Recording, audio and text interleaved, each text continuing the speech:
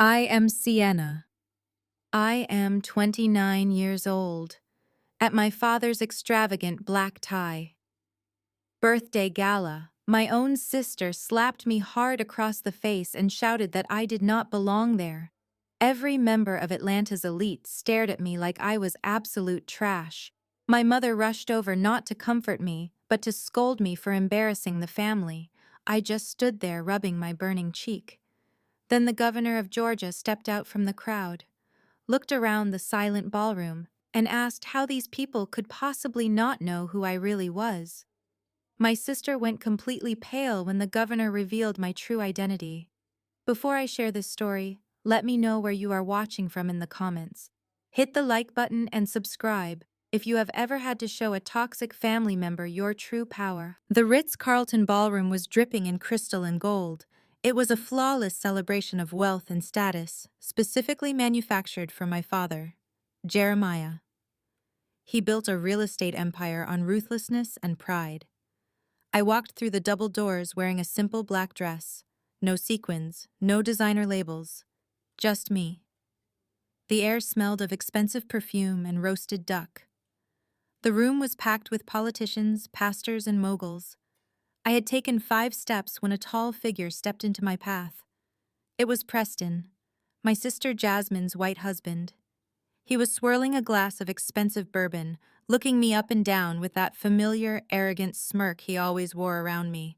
He leaned in close so only I could hear his condescending tone. "Sienna," he whispered, taking a slow sip of his drink. "Did you lose your way? The kitchen staff entrance is around the back. This event is strictly for successful professionals, not college dropouts looking for a free meal. Leave before your father sees you ruining his perfect aesthetic." I looked at his tailored tuxedo and felt a rush of absolute clarity. For years, Preston had used his status as a wealthy hedge fund manager to talk down to me, parading his generational wealth while subtly undermining my place in my own family. He loved playing the wealthy savior, treating me like a charity case. But tonight, I was not the terrified teenager he remembered. I held my ground and smiled warmly. "Actually, Preston," I replied, my voice perfectly steady. "I am just surprised you could afford to rent that tuxedo. Tell me, how are those quarterly returns looking? Because last I checked, your fund was bleeding capital faster than you can pour that bourbon. You might want to check your offshore accounts before you lecture me about financial success." His smirk vanished instantly. The color drained from his face, leaving him pale and stammering.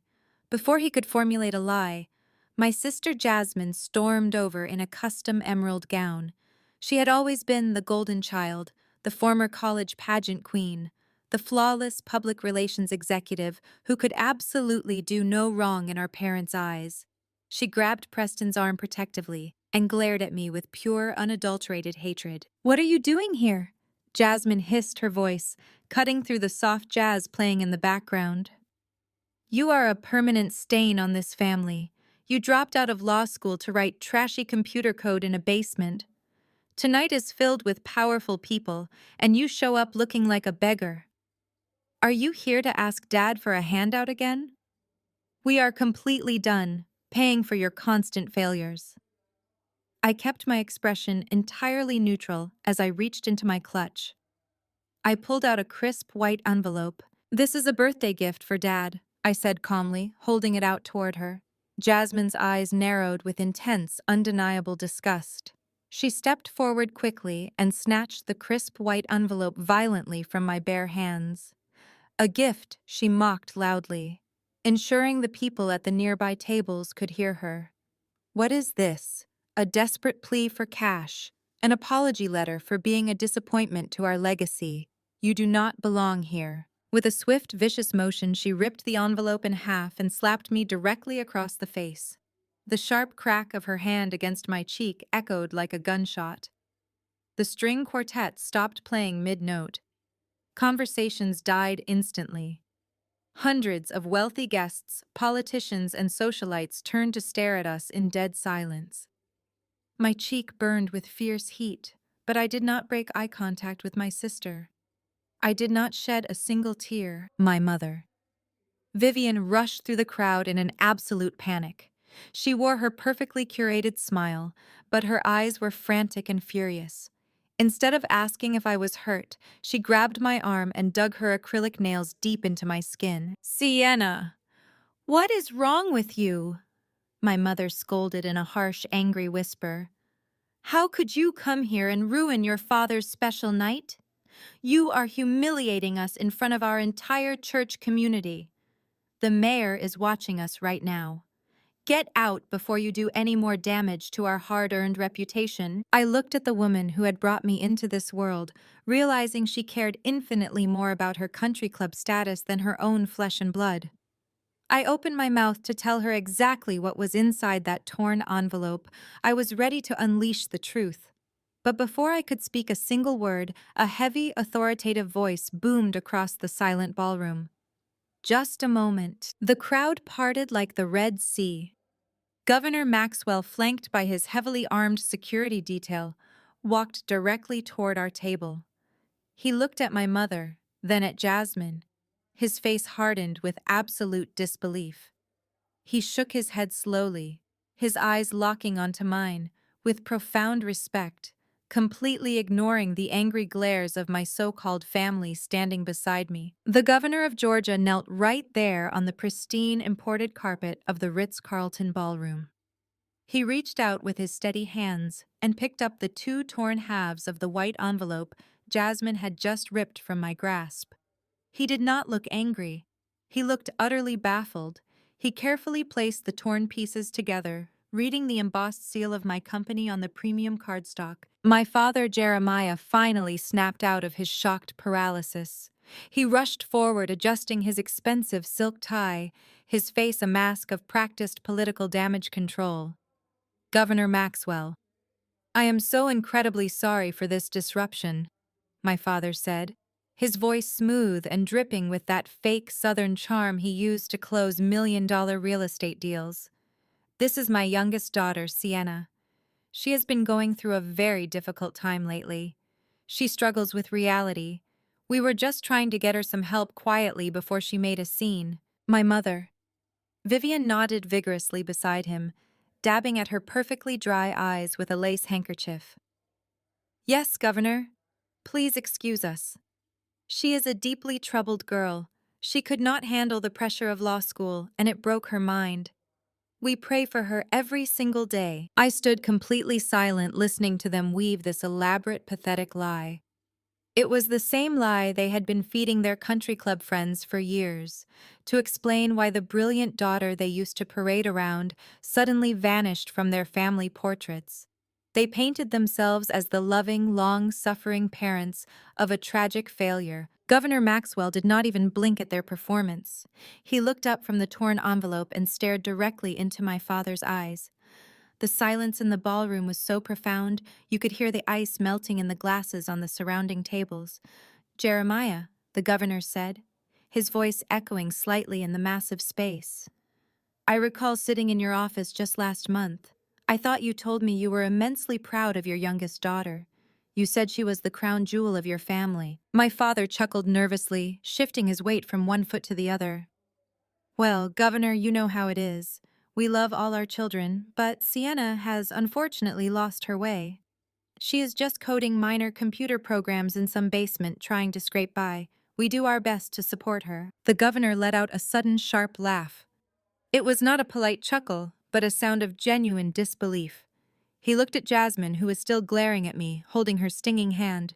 Then he looked at Preston, who was still clutching his bourbon, looking thoroughly annoyed by my presence. "Lost her way," the governor repeated, shaking his head. "Are you people completely out of your minds? Do you really not know who she is?" Jasmine stepped forward, her pageant queen smile completely gone. "She is exactly who we said she is." Jasmine snapped, her voice shrill with irritation. "She is a college dropout who just came here to beg our father for money because she cannot afford to live in the real world.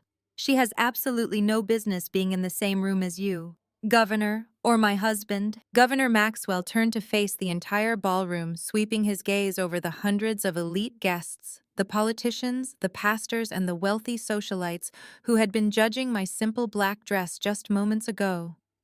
Ladies and gentlemen, the governor announced, his voice booming with authority. This young woman is not a troubled dropout. She is the sole founder and chief executive officer of Apex Forensics. She is the absolute pioneer of artificial intelligence in financial security. A low murmur began to ripple through the crowd, but the governor raised his hand, demanding silence. Just last week, the governor continued, his eyes locking onto my father, whose face was beginning to drain of color.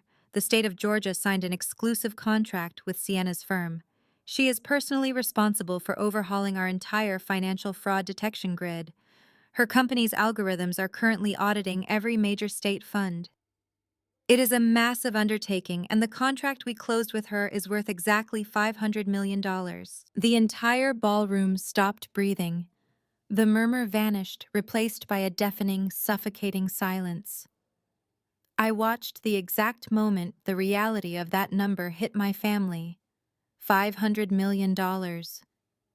It was a figure that dwarfed my father's entire real estate empire. It was a number that made Preston's struggling hedge fund look like a child's piggy bank. Jasmine physically stumbled backward, her designer heels catching on the carpet. She bumped hard into Preston. Her mouth opened and closed, but no sound came out. The smug, arrogant superiority she had worn like a crown, her entire life evaporated, leaving behind a pale, trembling mask of pure shock. Preston dropped his glass. The heavy crystal shattered against the marble floor at the edge of the carpet, splashing expensive bourbon across his polished leather shoes. He stared at me, his eyes wide with a sudden, terrifying realization. I was not a charity case. I was a predator in his financial waters. My mother. Vivian raised a shaking hand to her chest, clutching her pearl necklace. She looked at me as if I had suddenly transformed into a ghost. The society women standing behind her, the same women who had been whispering insults about my appearance seconds ago, were now staring at me with wide eyes full of greedy awe. Governor Maxwell turned back to me and extended his hand, a gesture of profound professional respect. "It is an absolute honor to see you outside the boardroom." "Sienna," he said warmly, "your software is already catching discrepancies that our human auditors missed for decades. You are saving the state millions. You have my deepest gratitude." I shook his hand firmly, matching his professional tone. "Thank you, Governor," I replied, my voice carrying clearly across the silent room. It is a privilege to clean up the corruption that hides behind expensive suits and closed doors. I let my eyes drift deliberately to Preston as I said those last words. He swallowed hard, looking suddenly very sick. My father, Jeremiah, was a master of survival. He had built his life on pivoting, reading the room and capitalizing on power. He saw the cameras flashing. He saw the governor treating me like royalty. In less than a second, he discarded the troubled daughter narrative. He threw back his head and let out a booming, joyful laugh that sounded entirely fake to my ears. "Well, of course we know," my father announced to the room, spreading his arms wide, his voice dripping with sudden, sickening pride. "Did you really think we would let her keep a secret this big from her own family? My investments in her early education finally paid off. I always knew she was a genius. I told you all. She was our crown jewel." He stepped toward me, projecting the image of a loving, overjoyed father. He reached out his heavy arms, aiming to pull me into a tight embrace for the cameras flashing around us. He wanted to claim my success as his own. He wanted to attach his name to my $500 million triumph. He expected me to play along, to smile for the society pages, and accept my place back in the family hierarchy, now that I had proven my financial worth. He reached for my shoulders. I did not step back. I did not shrink away. Instead, I raised my arms and violently shoved his hands away from me. I pushed him back with such sudden, intense force that he stumbled, catching himself on the edge of a decorated table. The physical rejection shocked the room even more than the financial revelation. My father stood there, his arms awkwardly suspended in the air, his face flushing dark red with embarrassment and rising anger. "Do not ever touch me," I said, my voice dropping to a lethal quiet tone that somehow carried to every corner of that massive room. Do not ever pretend you had anything to do with my success. The illusion of the loving father was dead, and I was holding the murder weapon. I stared into his furious eyes, ready to unleash a decade of buried secrets right there under the crystal chandeliers. My father stumbled backward, his heavy frame hitting the edge of a catering table, causing a tower of crystal champagne flutes to rattle dangerously. He looked at his hands, and then at me, his face cycling through shock, embarrassment, and finally a dark, brewing rage. The entire ballroom of Atlanta elite watched in absolute silence. The governor stood just a few feet away, observing the illusion of our perfect family completely shatter. My father tried to force another laugh, to wave his hands and dismiss my physical rejection as some sort of emotional misunderstanding. He turned to the governor and the crowd, projecting his deep baritone voice, saying that I was simply overwhelmed by my own success, and that his investments in my future were finally showing their worth. I did not let him finish that sentence. I stepped forward, closing the distance between us, my voice ringing out clear and sharp, cutting through his pathetic lies. Investments, I asked, my tone dropping the temperature in the room by 10 degrees. Are you talking about the time you cut off my bank accounts and canceled my health insurance in the middle of winter? Are you talking about the night you threw me out of your house at 3 in the morning because I refused to commit a federal crime for you? The guests gasped and began to whisper among themselves, but I kept my eyes locked directly on his. I reminded him of exactly what happened 10 years ago in his private study. I reminded him how he handed me a stack of forged zoning permits for his failing commercial real estate properties and ordered me to sign them using my pristine legal record to cover up his fraudulent safety reports. When I refused to risk my entire future for his lies, he did not act like a loving father. He acted like a tyrant. He took my house keys.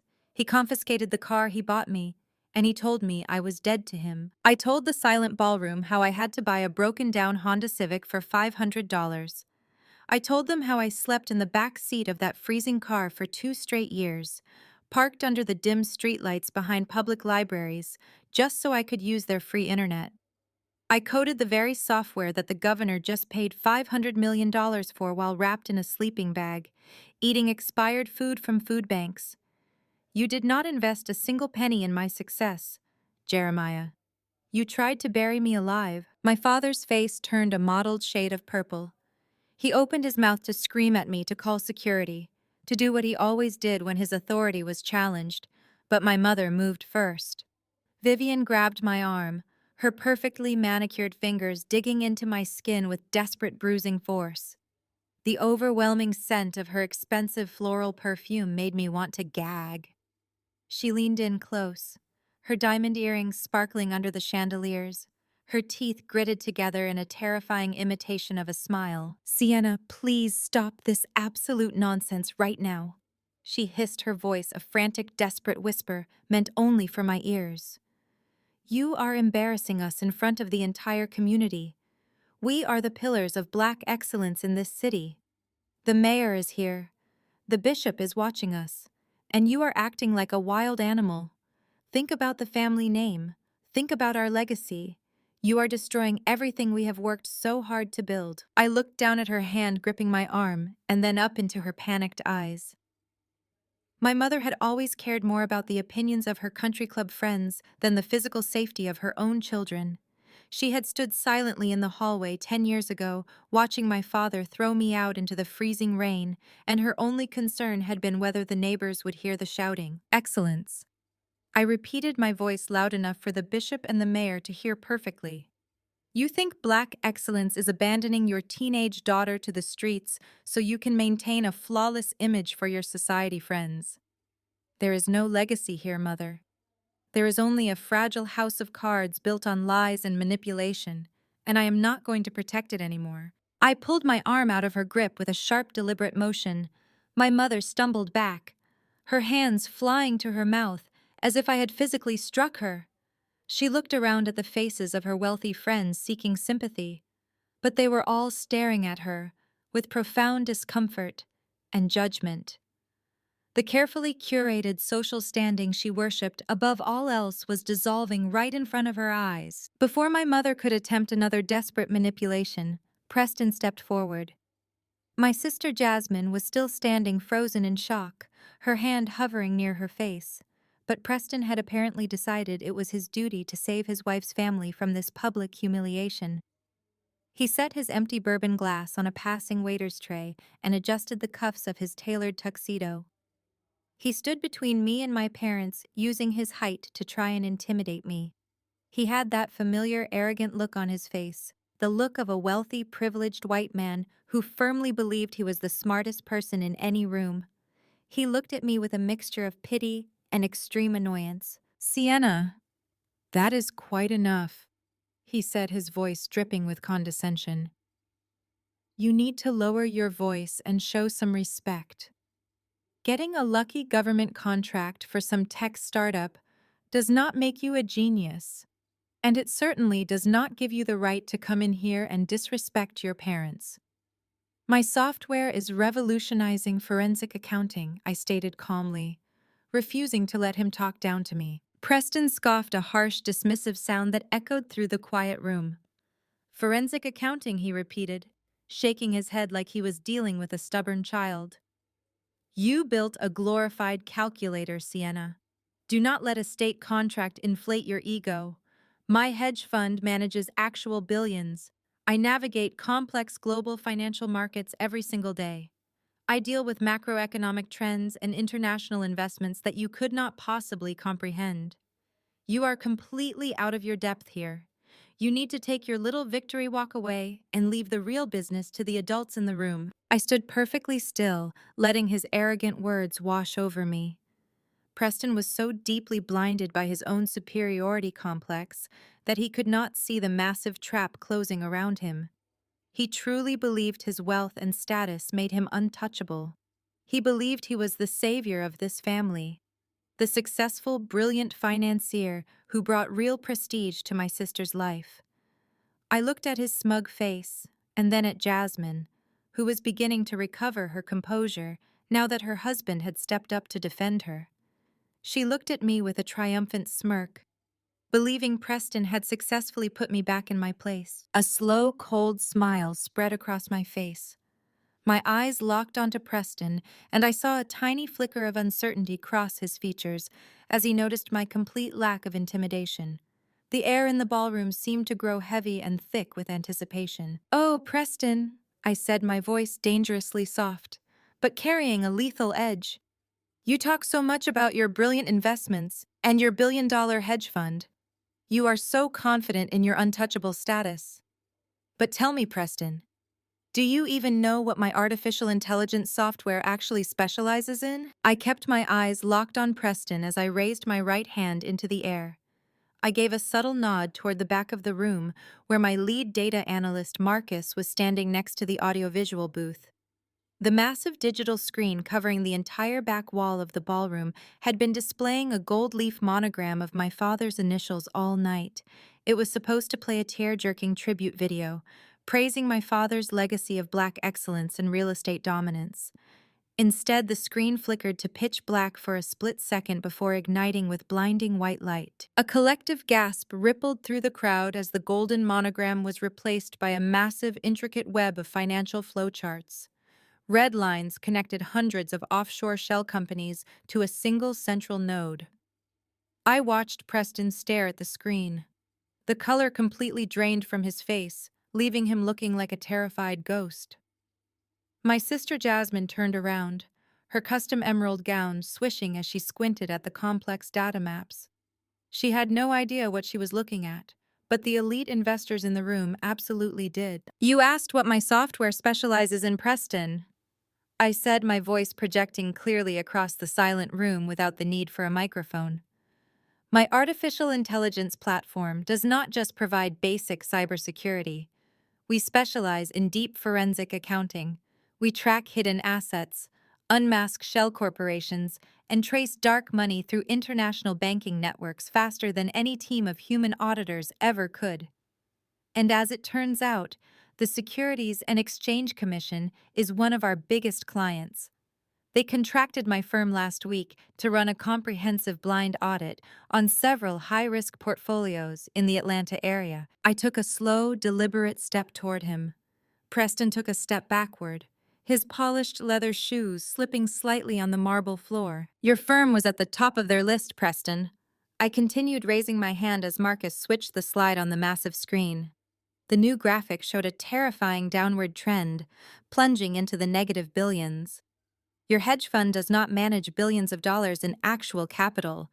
You do not navigate complex global markets. You have not made a single profitable trade in over 48 months. All you have done is build a spectacular, catastrophic Ponzi scheme. Jasmine let out a sharp, shrill laugh of pure denial. Sienna, you are completely insane, she yelled, pointing a shaking finger at me.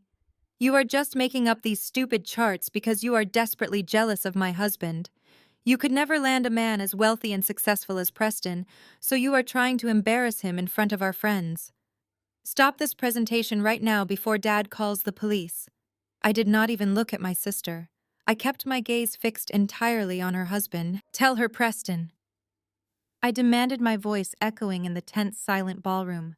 Tell your beautiful pageant queen wife exactly how you paid for that $3 million mansion in Buckhead.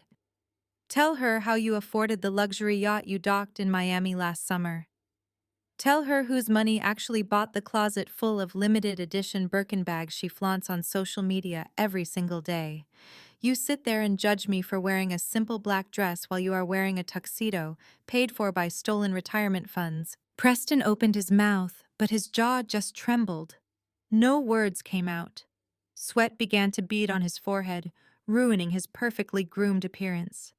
The same man who had mocked my clothing choices and told me to use the kitchen entrance was now visibly vibrating with pure terror. He looked around the room like a trapped animal. Since you are suddenly speechless, I will explain it to her, I said, turning my attention to the crowd. My algorithm mapped every single wire transfer. You have been taking the deposits from your newest investors and using them to pay fake dividends to your oldest investors while skimming millions off the top to fund your extravagant lifestyle. You drained the retirement accounts of hard-working people. You stole from your own community, and you used the prestige of my father's name to convince Atlanta's elite that their money was safe with you. I looked out at the sea of faces. Many of the people standing in that ballroom were Preston's actual clients. I watched the devastating realization wash over them. Wealthy pastors, business owners, and local politicians began pulling their phones out of their tuxedo pockets and designer clutches. The silence was broken by the frantic tapping of screens as dozens of investors desperately tried to log into their portfolios, only to find zero balances or frozen accounts. Panic began to spread through the crowd like wildfire. A woman in a silver dress near the front row let out a loud, agonizing sob, gripping her husband's arm as she realized her entire life savings were gone. Men in expensive suits began shouting demanding answers from Preston. Some of them took angry steps toward our table, their faces twisted in fury. My father Jeremiah stood frozen, his eyes darting between the irrefutable data on the massive screen and the angry mob of his peers. His legacy was disintegrating in real time. Jasmine grabbed Preston's tuxedo jacket, shaking him violently. "Tell them she is lying, Preston," she screamed, her voice breaking with hysteria. "Tell them this is a mistake. Tell them we have the money, Preston, tell them." Preston just stared at the floor, his breathing shallow and rapid. He knew the game was completely over. The artificial intelligence had pulled tax returns, hidden Cayman Island accounts, and fake routing numbers, displaying them all in glaring high definition for the entire city to see. Every fraudulent signature, every fake profit report, every single lie was projected in bright red ink across the wall. There was no spin room left. There was no public relations campaign that could erase the digital footprint of a multi-billion-dollar fraud. He had built a glass house of lies, and I had just thrown a digital boulder right through the ceiling. The chaotic shouting of the panicked investors grew louder, threatening to turn into a full riot right there in the Ritz-Carlton ballroom. My mother Vivian covered her ears, sobbing uncontrollably as her perfect high society world shattered into a million unfixable pieces. She was mourning her social status while the people around her mourned their stolen futures. Suddenly, the heavy brass handles of the main ballroom doors turned with a loud mechanical click. The massive wooden doors burst wide open, hitting the walls with a violent crash. The shouting inside the room instantly died down as everyone turned to look at the entrance. Two federal agents wearing dark suits and stern expressions walked into the ballroom. The gold badges on their belts caught the light from the chandeliers. They moved with absolute authority, pushing past the stunned socialites and terrified investors. They did not look at my father. They did not look at my mother. They walked in a perfectly straight line directly toward Preston, their handcuffs already drawn. The two federal agents moved with a chilling mechanical precision that instantly commanded the entire room. They did not pause to acknowledge the mayor or the bishop, and they certainly did not care about the gold leaf monogram shining on the digital screen behind them. They walked straight up to Preston, whose face had gone from pale to a sickly shade of gray. One agent grabbed his shoulder, spinning him around, while the other swiftly pulled his arms behind his back. Preston tried to puff out his chest, trying to summon the arrogant billionaire persona he had been wearing all night. "Do you have any idea who I am?" He stammered, his voice cracking loudly in the silent ballroom. "I am a personal friend of the district attorney. You cannot just walk in here and arrest me without speaking to my legal counsel." The taller agent did not even blink as the heavy steel handcuffs clicked into place around Preston's wrists. "You have the right to remain silent," the agent said, his voice carrying clearly over the soft gasps of the elite crowd. "Anything you say can and will be used against you in a court of law. You are being charged with multiple counts of wire fraud, securities fraud, and money laundering. The Securities and Exchange Commission has already frozen every single one of your domestic and offshore accounts." The sharp metallic sound of the handcuffs clicking shut seemed to break a spell over the room. The high society guests who had been staring in paralyzed shock suddenly erupted into chaos. Women clutched their pearls and men began shouting angrily, demanding their money back as they realized the full extent of the scam.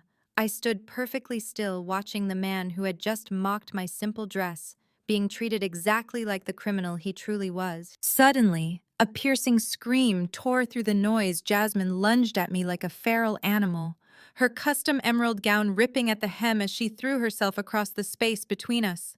Her perfectly styled hair flew wildly around her face, her eyes wide with a terrifying manic rage. She reached out with her manicured fingernails, aiming directly for my face and throat. "You lying, vindictive trash!" Jasmine screamed at the top of her lungs, her voice echoing violently. She clawed at the shoulder of my simple black dress, tearing the fabric as she tried to drag me down to the floor. "You forged that data. You fabricated those financial reports because you are desperately jealous of me. You have always been jealous of my perfect life and my beautiful marriage. Tell them you made it up, Sienna. Tell them right now." She raised her hand to slap me again, just like she had done earlier in the evening when she tore my envelope, but this time I was ready. I did not flinch, and I did not step back. I simply raised my hands and caught both of her wrists in midair. I gripped her arms with effortless strength, stopping her frantic assault completely in its tracks. Jasmine struggled, trying to pull away, but I held her firmly in place. I looked deeply into her panicked, furious eyes, the same eyes that had looked down on me with disgust for my entire life. "Jealous?" I asked, my voice dangerously calm, but projecting enough for the people nearby to hear every single word. "You think I am jealous of a woman whose entire existence was funded by stolen money? Let us talk about jealousy, Jasmine. Let us talk about how jealous you were when I received the full academic scholarship to Stanford Law School. Let us talk about how you threw a massive screaming tantrum because you could not handle your little sister outshining your pageant crowns. Do you remember what you did next, Jasmine?" Jasmine stopped struggling, her breathing ragged, her eyes darting nervously as she realized I was not going to play the quiet victim anymore. "You convinced Dad to stop paying my undergraduate tuition?" I said, my grip tightening slightly on her wrists, making sure she could not look away from me. "You whispered in his ear that I was arrogant and ungrateful, And you made sure he cut off my financial support right before my final exams. You tried to completely destroy my future just to protect your fragile ego. You wanted me to fail so you could remain the golden child. I had to sleep in the back of a freezing car while you were popping champagne on a stolen yacht. I shoved her arms away from me, releasing her wrists with a look of pure disgust. Jasmine stumbled backward, tripping over the torn hem of her emerald gown, and fell hard onto the polished marble floor. She looked up at me, her face completely broken, realizing that her perfect, carefully curated life was over. She was no longer the wealthy socialite queen, she was the wife of a disgraced criminal, and everyone in Atlanta knew it. The two federal agents began marching Preston toward the exit, dragging him past the furious crowd of investors he had scammed out of millions.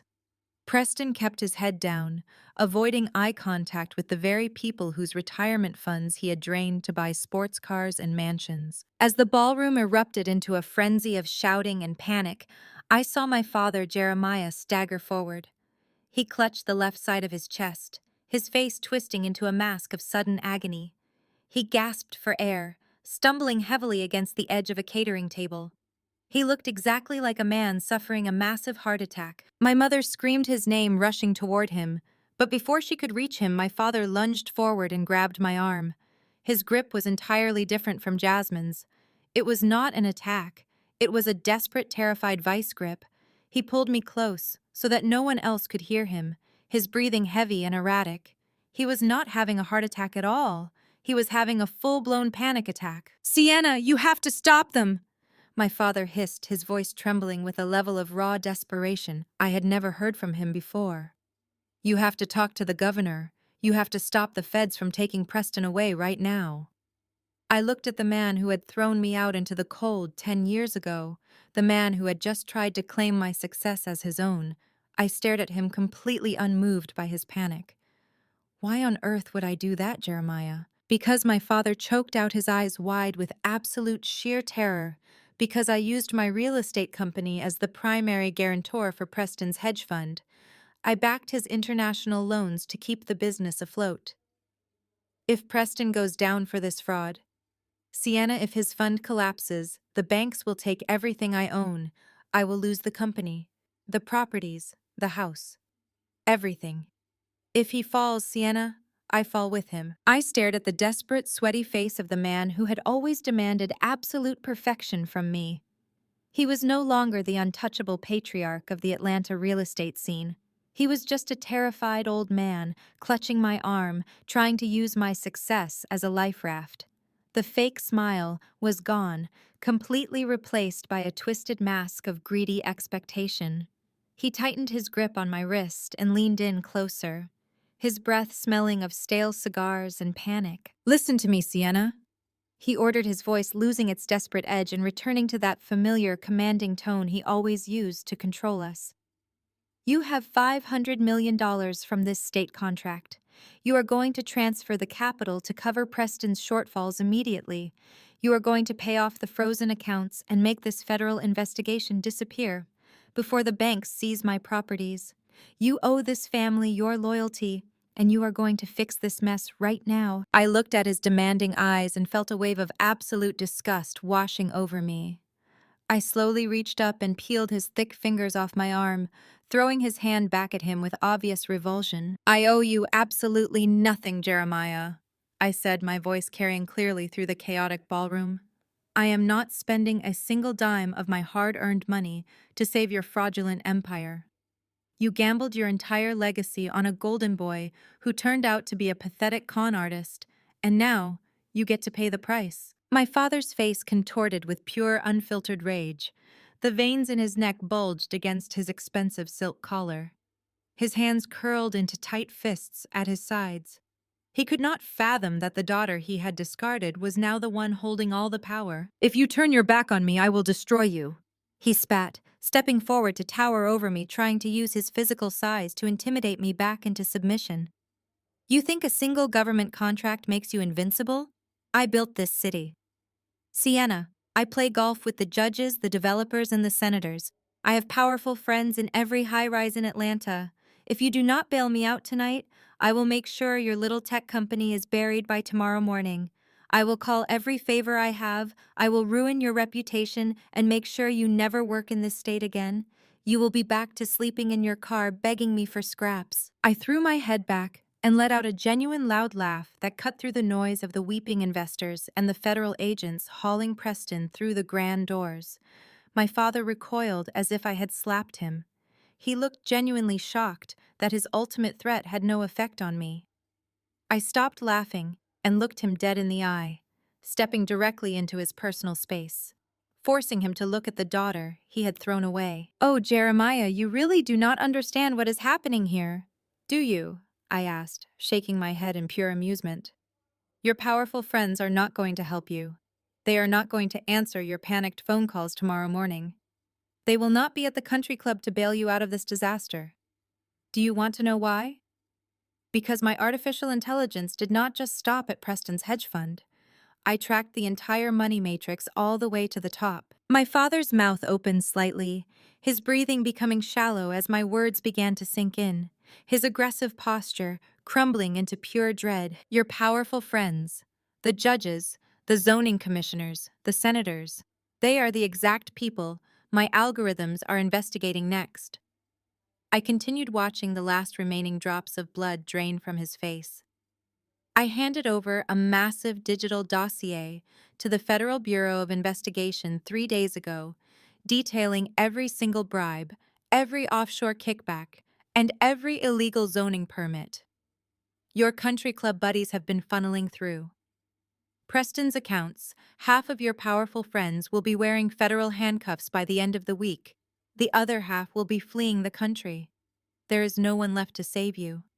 Jeremiah, your entire corrupt network is burning to the ground, and I was the one who lit the match." My father literally gasped, staggering backward, as if the floor had been pulled out from under him.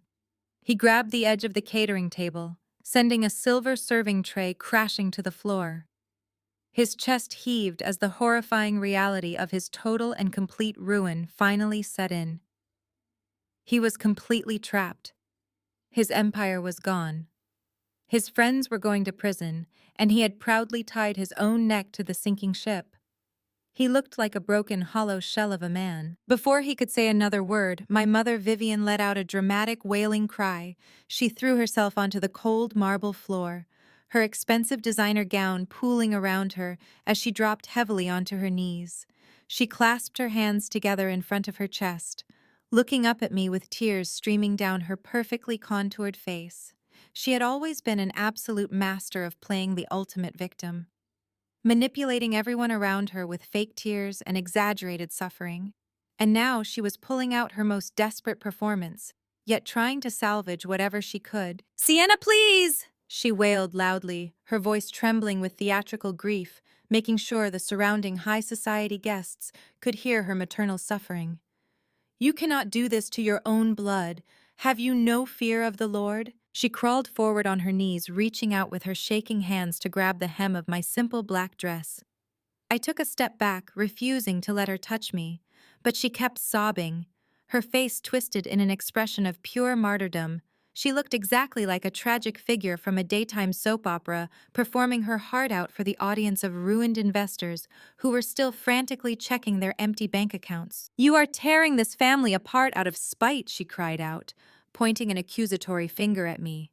"God commands you to honor your mother and father. Sienna, the Bible says, you must honor us. We brought you into this world. We gave you life. We sacrificed everything to raise you in a good Christian home. We gave you the best education and the best opportunities, and this is how you repay us. You are turning your back on God by turning your back on us. You are letting the devil use you to destroy your own family." I stared down at the woman weeping on the floor, surrounded by shattered crystal and the panicked elite of Atlanta. She was actually using religion to justify decades of abuse and financial crimes. She expected me to bow my head and submit to her twisted version of familial loyalty just because she quoted a Bible verse at me. I looked at her fake tears and felt absolutely nothing. No guilt, no sorrow, no obligation, just the cold, hard clarity of a woman who had finally broken her chains. "Honor," I repeated the word, tasting bitter and foul in my mouth. Let us talk about honor, Mother. I took a slow, deliberate step forward, forcing her to look up at me from the cold marble floor. Her perfectly contoured face was stained with dark streaks of expensive mascara. But I saw right through the theatrical performance. You kneel there in your designer gown and quote scripture. To me, you dare invoke God to demand my obedience after what you and your husband did to me 10 years ago. I projected my voice effortlessly, letting it ring through the massive silent ballroom, making sure every single person in the high society crowd heard my words. You sat in the front pew of the church every Sunday playing the perfect, devoted Christian mother, while you actively watched my life be destroyed. My mother flinched as if I had struck her, but I did not stop. I turned my attention away from her fake tears and looked out at the sea of wealthy investors, socialites, and local politicians who were watching this family dynasty completely unravel before their very eyes. You all know the story my parents told you, I said, walking slowly across the stage area. You were all told that I had a mental breakdown. You were told that I dropped out of college because I was too weak to handle the pressure of the real world. My father spun a beautiful, tragic narrative about his troubled youngest daughter who ran away from her privileged life because she was unstable. Jasmine was still sitting on the floor nearby, clutching the torn emerald fabric of her dress, looking between me and our parents with wide, terrified eyes. My father. Jeremiah was sweating profusely, backing away toward the edge of the stage, his chest heaving as he realized what I was about to say. But that was a complete lie. I continued, my voice echoing off the crystal chandeliers. I did not drop out of Stanford because I was weak, and I did not just lose my tuition because Jasmine threw a jealous tantrum about me stealing her spotlight. Jasmine did convince you to cut off my financial support, but that was just the beginning of the nightmare. I lost my entire future, because when I walked into a bank as an 18-year-old girl desperately trying to take out a student loan to pay for my own education, I discovered that my credit was completely annihilated. I watched my father's eyes dart frantically around the room, panic taking over his entire body. He was desperately waving his hands at the hotel manager standing near the audiovisual booth at the back of the room. He started making frantic slicing motions across his throat, signaling the staff to cut the power to my microphone and shut down the massive digital screen behind me. He was terrified. The hotel manager nodded and started rushing toward the control panel, but my team was already 10 steps ahead. My lead data analyst, Marcus, stepped smoothly into the aisle, blocking the manager's path instantly. Two of my private security guards, dressed in immaculate dark suits, materialized out of the shadows. They stood shoulder to shoulder with Marcus, crossing their massive arms and forming an impenetrable human wall between the hotel staff and the audiovisual equipment. The manager stopped dead in his tracks, realizing he was completely outmatched. "This is my presentation, Jeremiah," I said, never breaking eye contact with him, my voice commanding the absolute attention of everyone in the room. "You are not silencing me ever again. There is no switch you can flip to. Hide the truth this time." I turned back to the crowd, watching the dawning horror on the faces of the people who had respected my father for decades. When I was 18 years old, I sat in a freezing cold banking office and watched a teller print out pages upon pages of defaulted loans, ruined credit lines, and empty offshore shell accounts that had been opened in my name. I explained. The silence in the room was so profound, you could hear the soft hum of the digital screen. My father did not just kick me out of the house. He did not just cut off my tuition to appease his golden child. He stole my identity. Gasps rippled through the crowd as the horrifying truth settled over them. The mayor of Atlanta covered his mouth in shock. The bishop, who had dined at my parents' house every Sunday, stared at Jeremiah in pure disgust. Stealing from wealthy investors was one thing, but stealing your own child's identity was a level of depravity that shocked even the most ruthless business tycoons in the room. You needed clean, untraceable credit to secure the initial bridge loans for Preston's very first massive real estate scam. I said, stepping closer to the man who was supposed to protect me. You could not use your own name because you were already over-leveraged and drowning in hidden debt. So you used mine. You took my social security number the very moment I turned 18, and you forged my signature on dozens of complex financial documents. You buried me in millions of dollars of fraudulent debt before I was even old enough to buy a drink. You turned me into a human shield for your crimes. Jeremiah realized that the Loving Dad Act was completely useless. Now the carefully constructed mask of the benevolent patriarch melted away, revealing the ruthless cornered animal underneath. He straightened his posture, pushing past my mother, who was still sobbing on the floor, and marched directly into my personal space. His eyes were wild with a dark, menacing fury. "Listen to me, you ungrateful little brat!" He snarled, his voice dropping to a vicious whisper that only I and the people in the front row could hear. "You have $500 million from that government contract. You are going to use that money to bail me out right now. You are going to transfer the funds to cover Preston's shortfalls. And you are going to make this federal investigation disappear before the bank seize my properties. You owe this family your loyalty, and you are going to fix this mess tonight." I looked at his demanding eyes and felt a wave of absolute disgust. I slowly reached up and peeled his thick fingers off my arm, throwing his hand back at him. "I owe you absolutely nothing, Jeremiah," I said, my voice carrying clearly. "I am not spending a single dime of my hard-earned money to save your fraudulent empire." My father's face contorted with pure, unfiltered rage. The veins in his neck bulged against his expensive silk collar. "If you turn your back on me, I will destroy you," he spat, trying to use his physical size to intimidate me back into submission.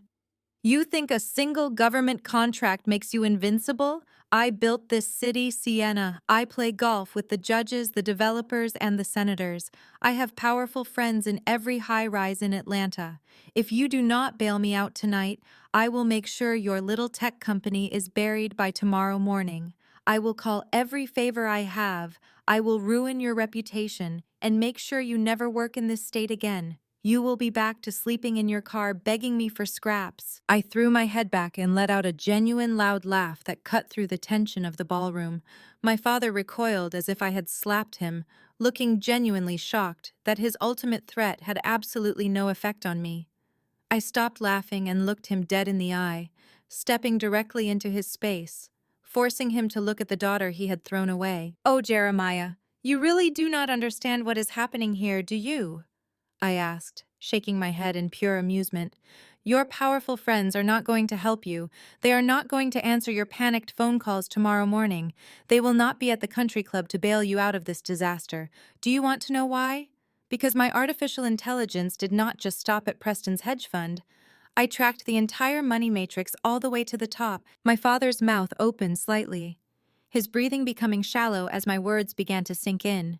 His aggressive posture crumbling into pure dread. "Your powerful friends, the judges, the zoning commissioners, the senators, they are the exact people my algorithms are investigating next."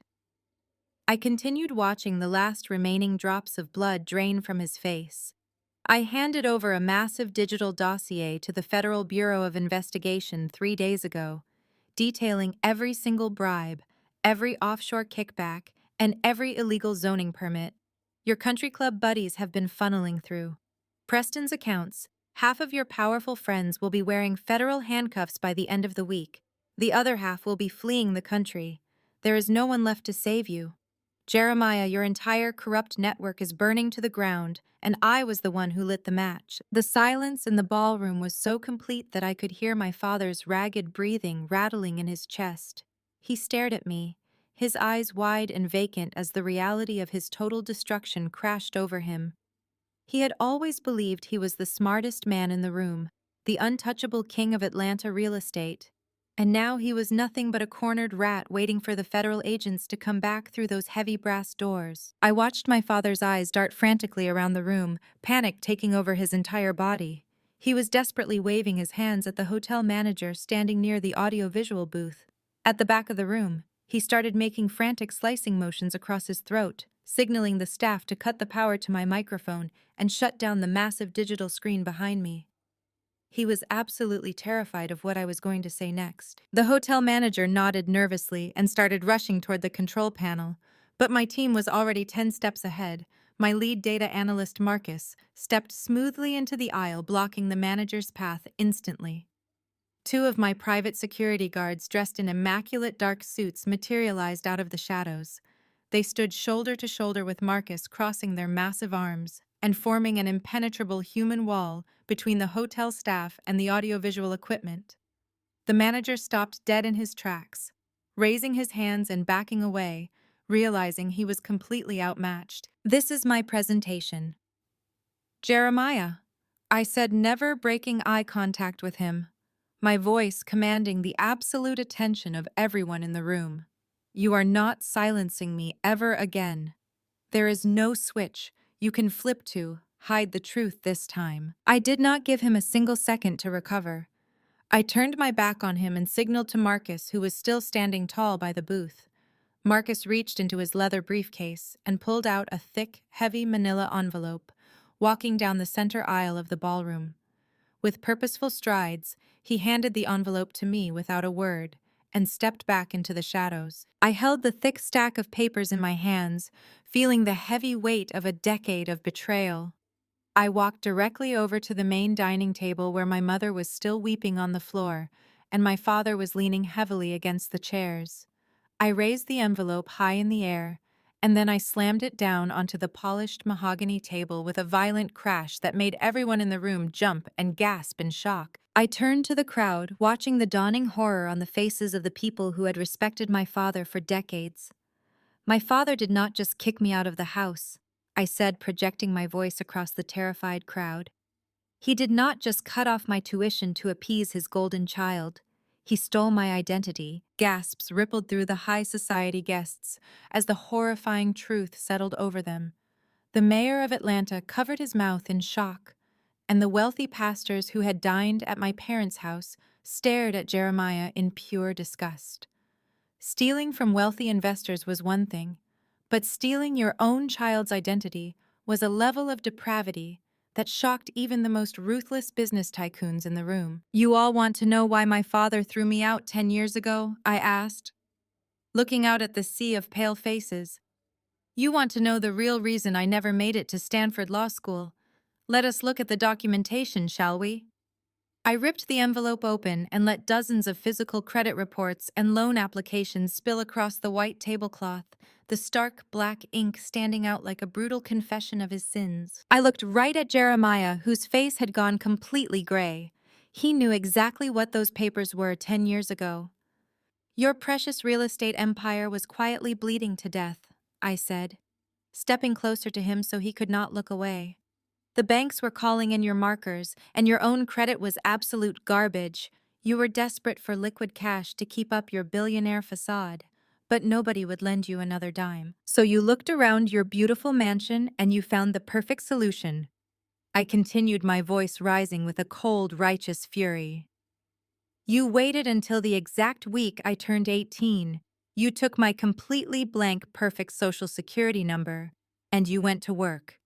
You forged my signature on dozens of corporate guarantor forms.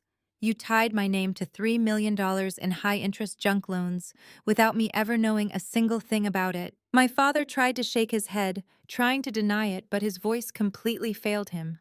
The prominent guests in the room were stretching their necks, trying to see the documents scattered across the table, the undeniable proof of his ultimate betrayal. I was just an 18-year-old girl.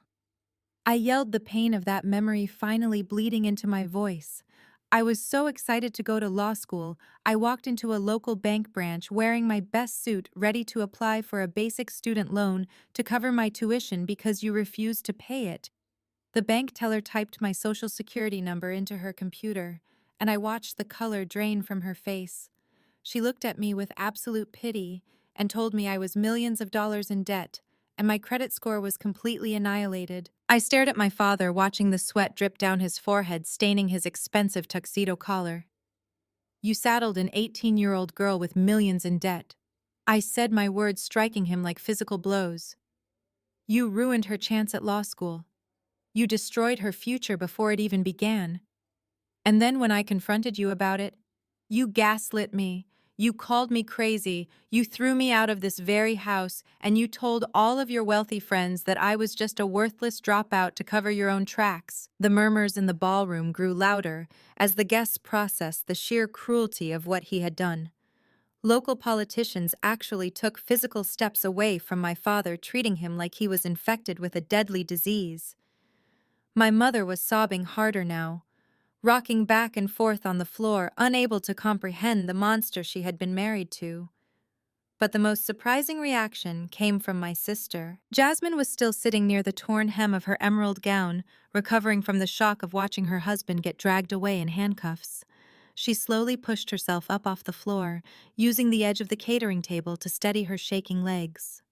She looked at the scattered credit reports, and then she looked at me, her face twisting into a sneer of pure, unadulterated entitlement. "So what?" Jasmine yelled, her voice shrill and defensive, echoing through the stunned ballroom. The entire crowd gasped, turning to look at the beautiful pageant queen, who was suddenly defending identity theft and financial ruin. "So what if he used your name?" Jasmine continued, pointing a shaking, manicured finger at me. "Dad did what he had to do for the family. We are a legacy. Sienna, we have a status to maintain in this city. You were always going to be a nobody anyway. You were just studying books while I was building the family brand. Dad sacrificed everything to keep us on top, and you should be grateful that your name was useful for something." I stared at my sister, completely amazed by her profound delusion. She had just watched her husband arrested for running a massive Ponzi scheme. She had just learned her father was a fraud, and yet her only instinct was to defend the illusion of their wealth. Her moral compass was so completely shattered that she thought destroying my life was a noble sacrifice. "You think this was about protecting the family legacy?" I asked, letting a soft, dangerous smile spread across my face. I slowly turned to Jasmine, leaving my father paralyzed with fear. I walked around the edge of the table, stepping right up to my sister until we were inches apart.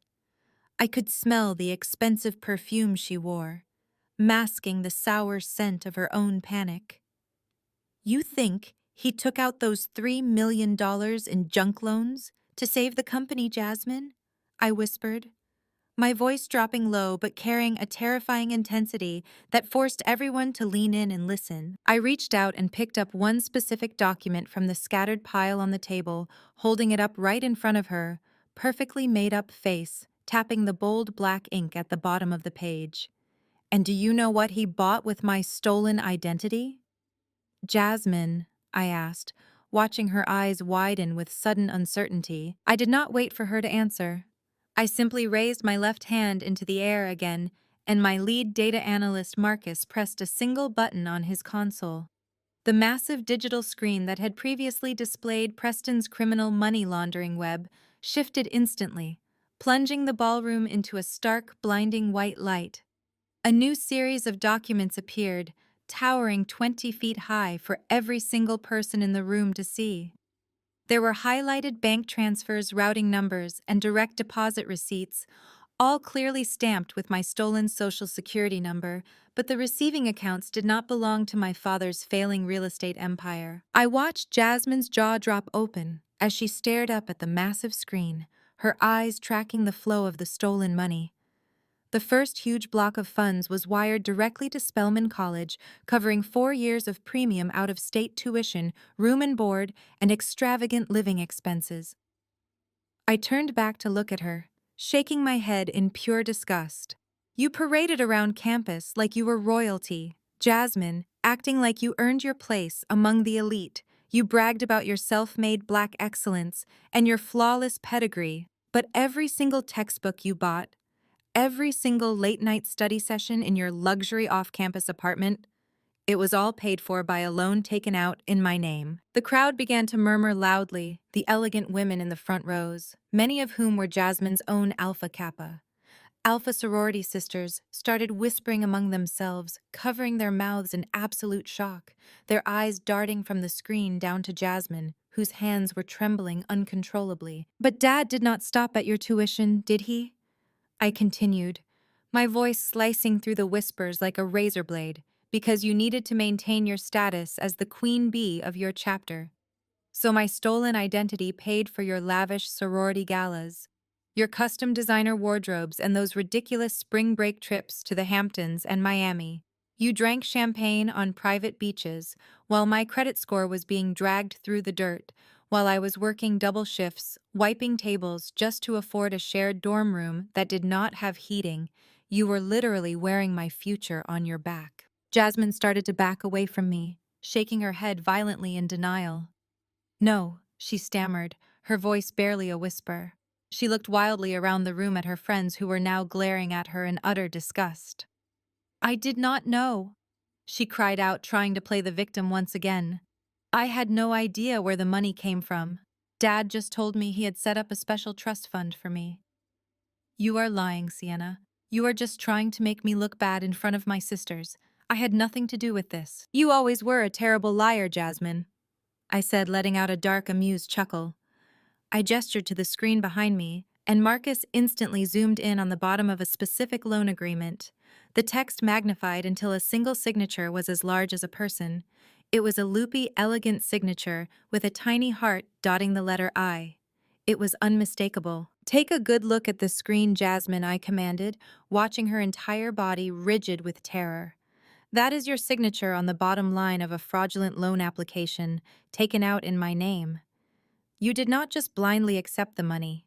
You actually sat in a room with our father and signed your name as a legal witness. You knew exactly what he was doing to me. You watched him destroy my credit, ruin my chances of going to law school, and permanently derail my life. And you signed the paper with a smile on your face because it meant you could keep playing the rich princess. The realization hit the ballroom like a physical shockwave. The whispering turned into audible gasps and harsh words of condemnation. The socialites who had praised Jasmine's elegance and charity work just an hour ago were now looking at her like she was covered in garbage. Her carefully constructed image of grace and success shattered into a million unfixable pieces, right there on the marble floor. She was exposed as a complete fraud, an accomplice to identity theft, who had happily built her life on her sister's ruin. Jasmine dropped her hands to her sides, her shoulders slumping as she realized there was no escape from the digital proof glowing brightly above us. She opened her mouth to speak, but no sound came out. She was completely humiliated, stripped of all her power and prestige. My father, Jeremiah, could not handle watching his golden child being torn down. He had remained frozen in shock for the last few minutes, but the sight of his favorite daughter being humiliated in front of his peers finally snapped him out of his paralysis. He shoved past my mother, who was still weeping quietly on the floor, and stomped toward me. His face purple with absolute fury, his fists were clenched so tightly his knuckles were completely white. He abandoned all pretense of being the loving father and reverted to the ruthless dictator he had always been, behind closed doors. "Shut your mouth!" he roared, his voice echoing violently across the vast room, silencing the murmuring crowd. "You have no right to speak to your sister that way. You have no right to come into my event and disrespect this family. You think you are so smart with your little computer screens and your fake security guards, but you forget who you are dealing with." He turned his furious gaze to the hotel staff, who were still hovering nervously near the edges of the ballroom, watching the chaos unfold. "This is my gala!" Jeremiah screamed, pointing a trembling finger at the floor in my hotel. "I paid for this room. I paid for this event. And I am the one in charge here." He whipped his head around, frantically searching for the hotel's head of security, who was standing frozen near the main doors. "Security!" he bellowed, the veins in his neck bulging as he lost complete control. "Grab this ungrateful trash and throw her out onto the street. Right now. I want her gone. Get her out of my sight before I do it myself." The hotel security guards in the room shifted uncomfortably, looking between my red-faced father and the wall of heavily armed private security. My team had formed around me. No one made a single move to grab me or throw me out. The illusion of Jeremiah's absolute power was evaporating into the cold air of the ballroom, and the silence that followed. His unhinged screaming was deafening. The wealthy guests were holding their breath, watching the collapse of the city's most powerful dynasty. Vivian. My mother finally realized that screaming and threatening was not going to work anymore. Her husband's aggressive intimidation tactics were completely useless against the digital fortress I had built. She looked at the federal agents waiting near the exits. She looked at the massive screen displaying their financial crimes, and she realized that the daughter she had thrown away like garbage 10 years ago was now the only person on Earth with enough liquid capital to save them from spending the rest of their lives in a federal penitentiary. She scrambled up from the cold marble floor, her expensive emerald gown wrinkled and stained, pulling herself together with the terrifying speed of a seasoned manipulator. Vivian wiped the fake tears from her contoured cheeks, forcing a trembling, fragile smile onto her face. She took a slow, tentative step toward me, holding her hands out with her palms facing up, playing the role of the gentle, heartbroken matriarch to absolute perfection. "Sienna, my sweet, beautiful girl," Vivian whispered, her voice dripping with a sickening manufactured warmth that made my skin crawl. "Please, let us just take a breath and calm down. We are family. You are my daughter, and I have always loved you.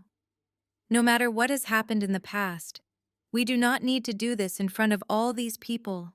We can fix this. We can always fix things when we are together as a family." I stared at her, completely repulsed by the ease with which she slipped back into the role of the loving mother.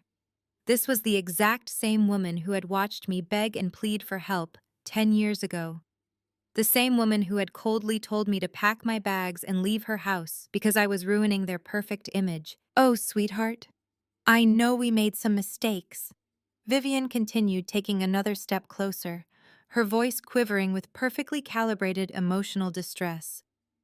"I know you felt hurt by some of the difficult choices your father had to make, but times were so incredibly hard for us back then. We were under so much pressure to provide a good life for you girls, and maybe we lost our way in the stress of it all.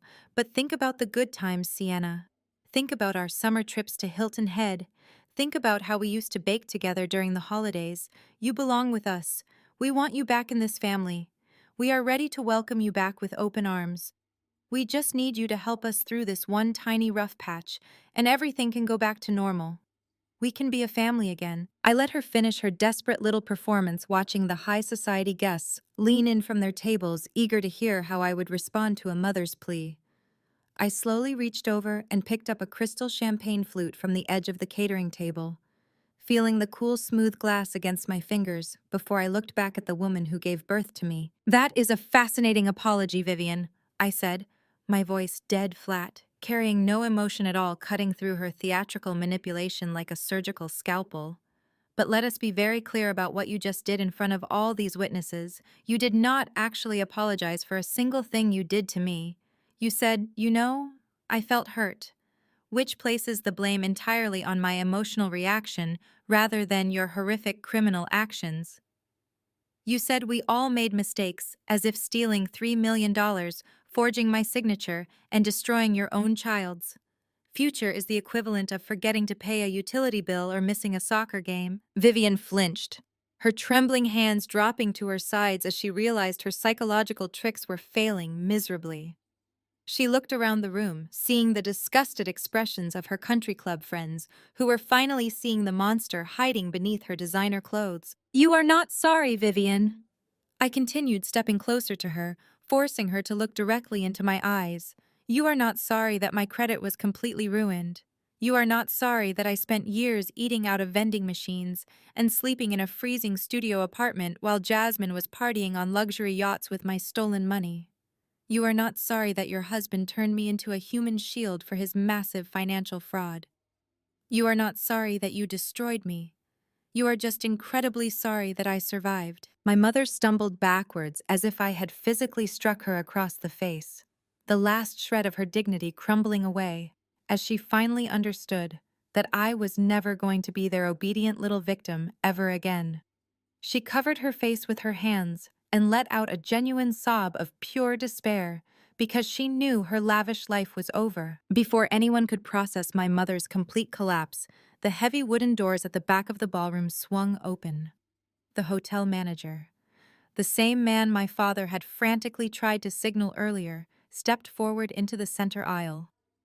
He was sweating profusely, clutching a silver metal clipboard to his chest and looking absolutely terrified of the thick tension suffocating the room.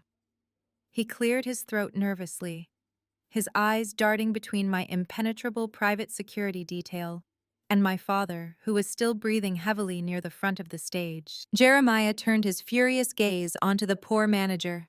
His face contorting into an ugly snarl of pure entitled rage, he pointed a thick shaking finger directly at me, expecting the world to bend to his will one last time. "I told you to call security and remove this ungrateful trash from the premises," Jeremiah bellowed, his voice echoing violently off the crystal chandeliers, rattling the very walls of the room.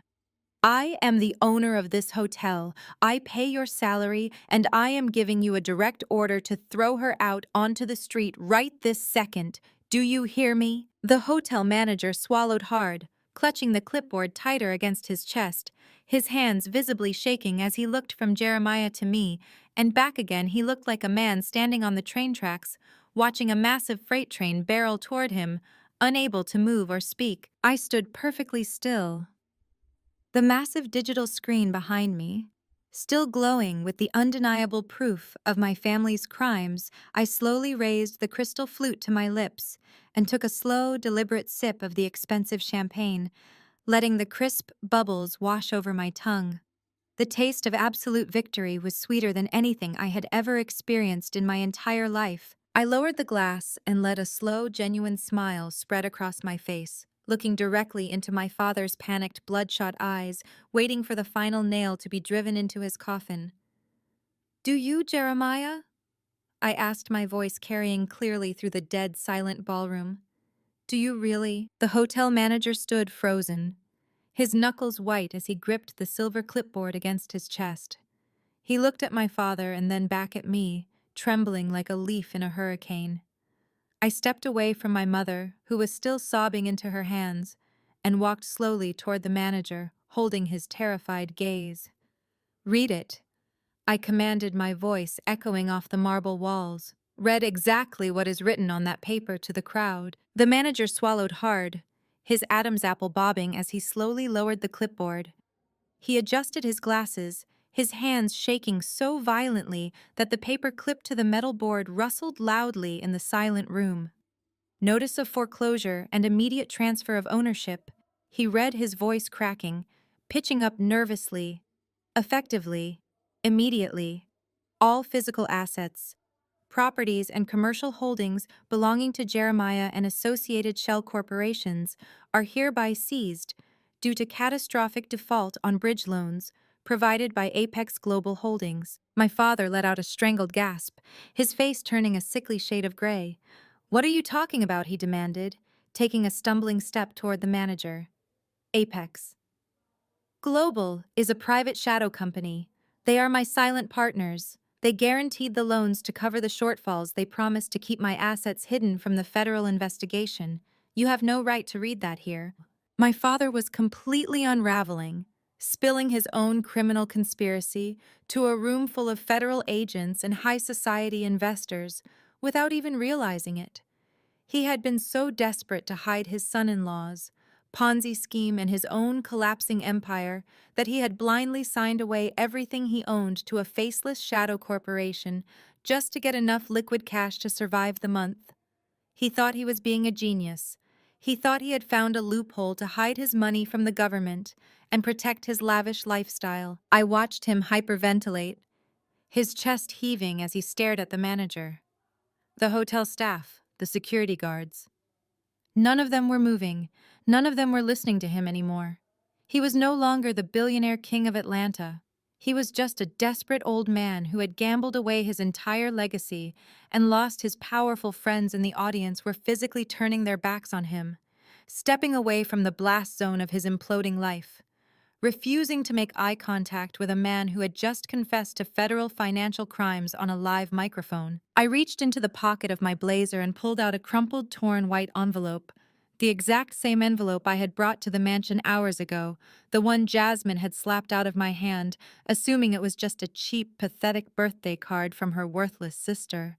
I smoothed out the wrinkled paper, running my fingers over the tear in the corner where her manicured nails had ripped it open, exposing the edge of the heavy cardstock inside. "You really should have let me give you your present earlier, Jasmine," I said, not looking at her but keeping my eyes locked on my father's. Horrifying realization. This was not a birthday card.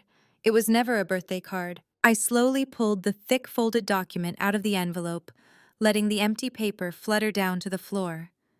It was the final acquisition contract stamped and certified with the highest legal authority in the state, showing the complete transfer of all his worldly possessions.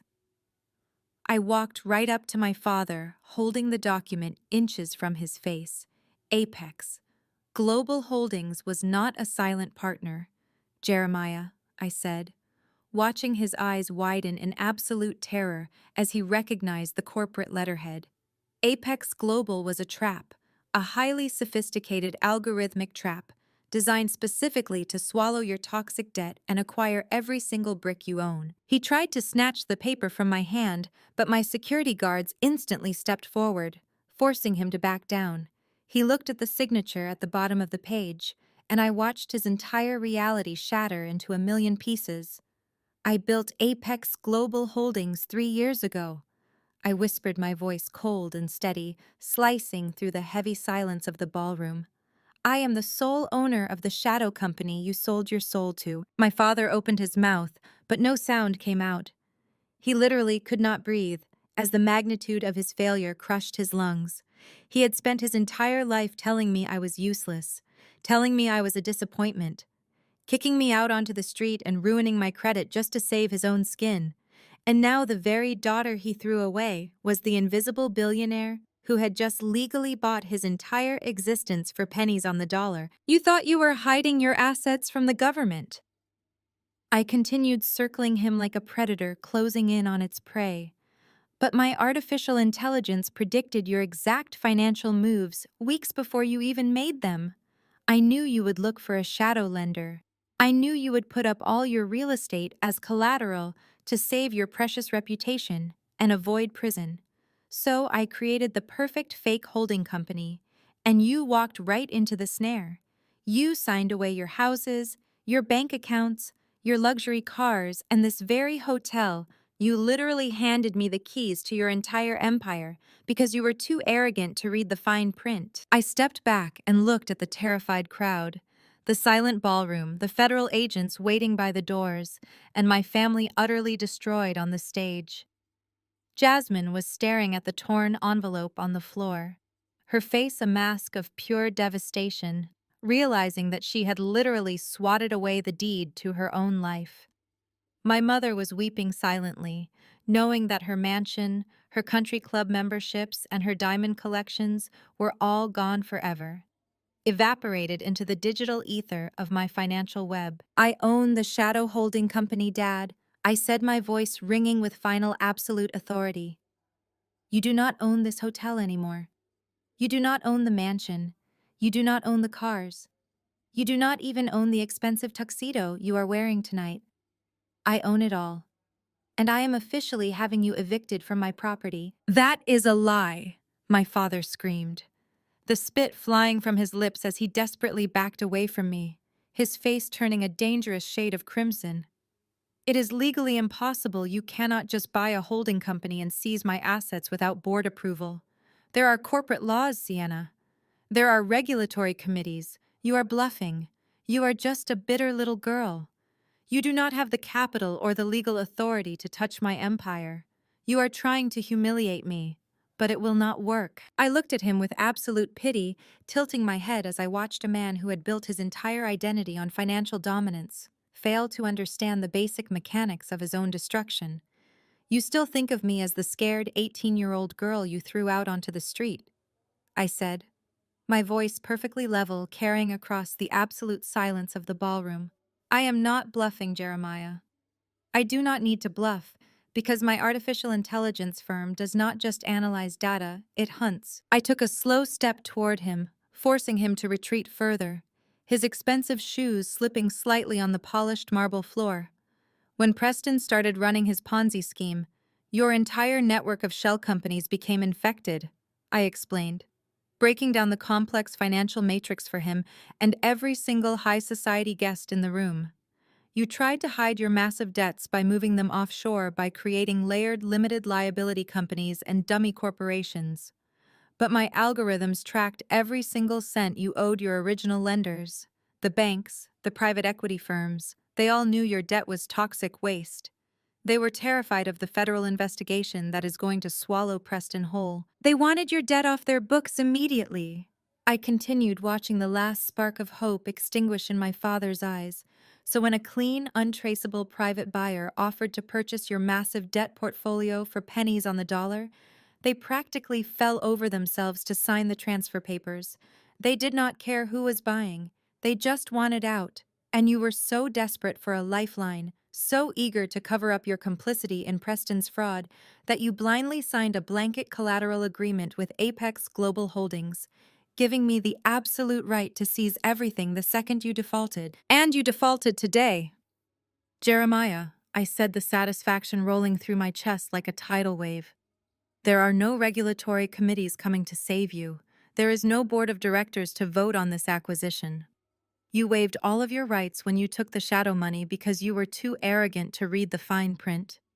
You thought you were the smartest man in Atlanta, but you were just playing checkers while I was designing the board. I looked around the room, taking in the shocked faces of the local politicians, the zoning commissioners, and the wealthy socialites who were now mentally calculating how much of their own money was tied up in my father's ruined empire.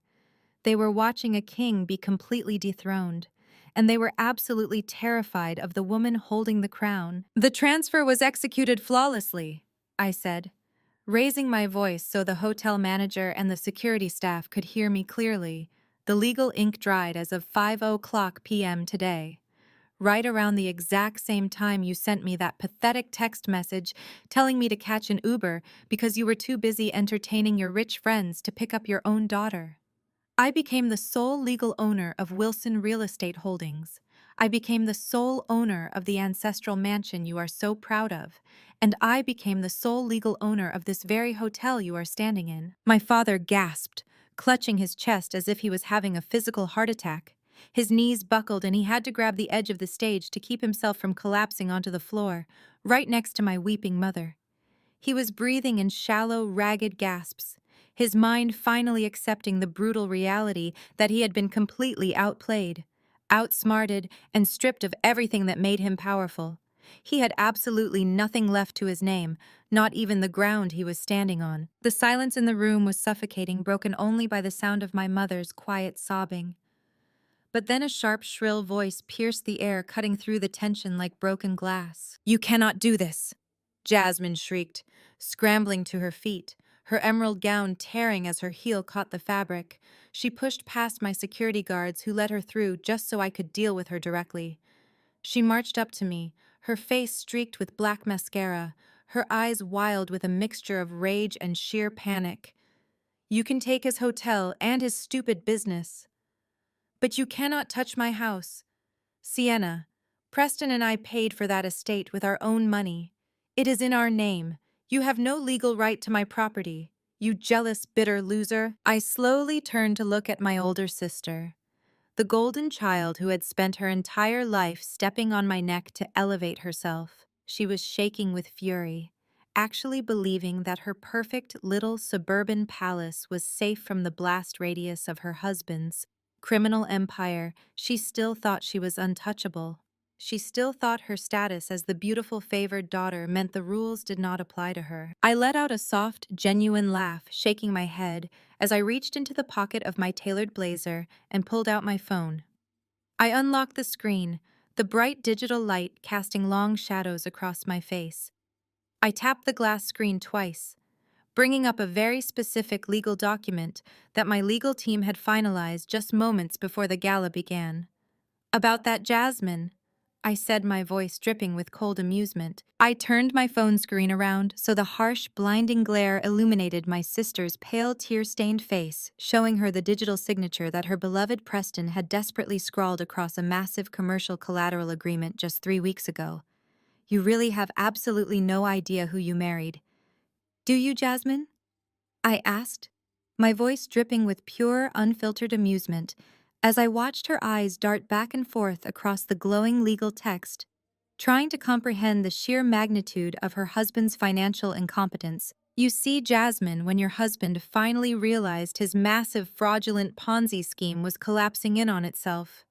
He panicked, I explained, speaking slowly and clearly so that every single wealthy socialite in the ballroom could hear exactly how pathetic her perfect marriage truly was.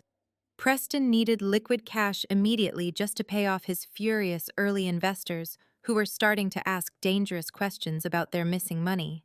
He was bleeding capital at a catastrophic rate, and he had absolutely nowhere left to turn. The legitimate banks had already cut him off because his credit profile was radioactive. I took a slow, deliberate step toward her, watching her entire body tremble under the weight of the incoming truth. So he went to the shadow markets. I continued, my voice echoing in the dead, silent room. He went to the absolute lenders of last resort, begging for a massive emergency capital injection to keep his fake hedge fund afloat for just a few more weeks. But shadow lenders do not operate on trust, Jasmine. They demand hard physical assets, and to secure those millions, Preston had to put up every single thing he had ever purchased as direct collateral. Your perfect suburban palace in Buckhead, the one you loved bragging about to your sorority sisters. The one you smugly claimed was completely paid off in cash. He leveraged it to the absolute maximum legal limit, along with your entire fleet of designer vehicles. Jasmine was shaking her head violently, her hands covering her ears, as if she could physically block out my words. No, she gasped, her voice completely devoid of its usual arrogant sting. You are lying. He would never do that. My name is on the deed. He promised me that house was mine. You are just making this up to ruin my night. I let out a soft, cold laugh. You never read anything you sign. Do you? I asked, shaking my head in pure disgust. You were so desperate to live the life of a wealthy elite housewife that you blindly signed dozens of joint financial declarations, assuming your husband was a genius. But he is not a genius. Jasmine, he is a desperate criminal. And since my artificial intelligence firm hunted down and legally acquired every single piece of that toxic debt off the shadow market for pennies on the dollar, I now hold the deeds and the titles to your entire fabricated reality. You do not own a sprawling estate. You do not own a luxury lifestyle. You own a mountain of fraudulent debt that just came due. I did not wait for her to process the horrific truth. I simply turned my back on her and walked across the polished marble floor of the ballroom. The heavy gold velvet drapes covering the massive floor-to-ceiling windows were drawn tightly shut, blocking out the glowing city skyline. I reached out, grabbed the thick fabric in my hands, and violently yanked the drapes open, exposing the sprawling valet parking lot directly below the hotel entrance. Come here, Jasmine. I commanded, my voice carrying the absolute authority of a billionaire, completely in control of the board. I gestured toward the glass, and despite her trembling legs, she stumbled forward like a puppet on a string, pressing her manicured hands against the cold window pane. I watched her eyes widen in absolute pure horror as she looked down at the circular driveway where half a dozen heavy-duty flatbed tow trucks were currently positioned, their bright yellow warning lights flashing rhythmically, slicing through the dark Atlanta night. Men in neon reflective vests were actively wrapping thick, heavy steel chains around the axles of Preston's beloved cherry red Ferrari, pulling the aggressively expensive sports car onto the angled ramp right next to it. Another massive commercial tow truck was aggressively lifting your pristine custom white Bentley off the pavement. The vehicle you bought with stolen money. The car you used to parade around the city looking down on people like me. was being dragged away like a piece of common trash in front of the entire high society crowd. "You spent your entire life mocking me for being poor Jasmine," I whispered, standing right beside her shoulder, staring out at the flashing yellow lights illuminating the brutal destruction of her ego. "You laughed at me when I had to take the city bus to my minimum wage jobs. You called me pathetic and embarrassing while you paraded around in cars paid for by the tears and ruined lives of innocent investors.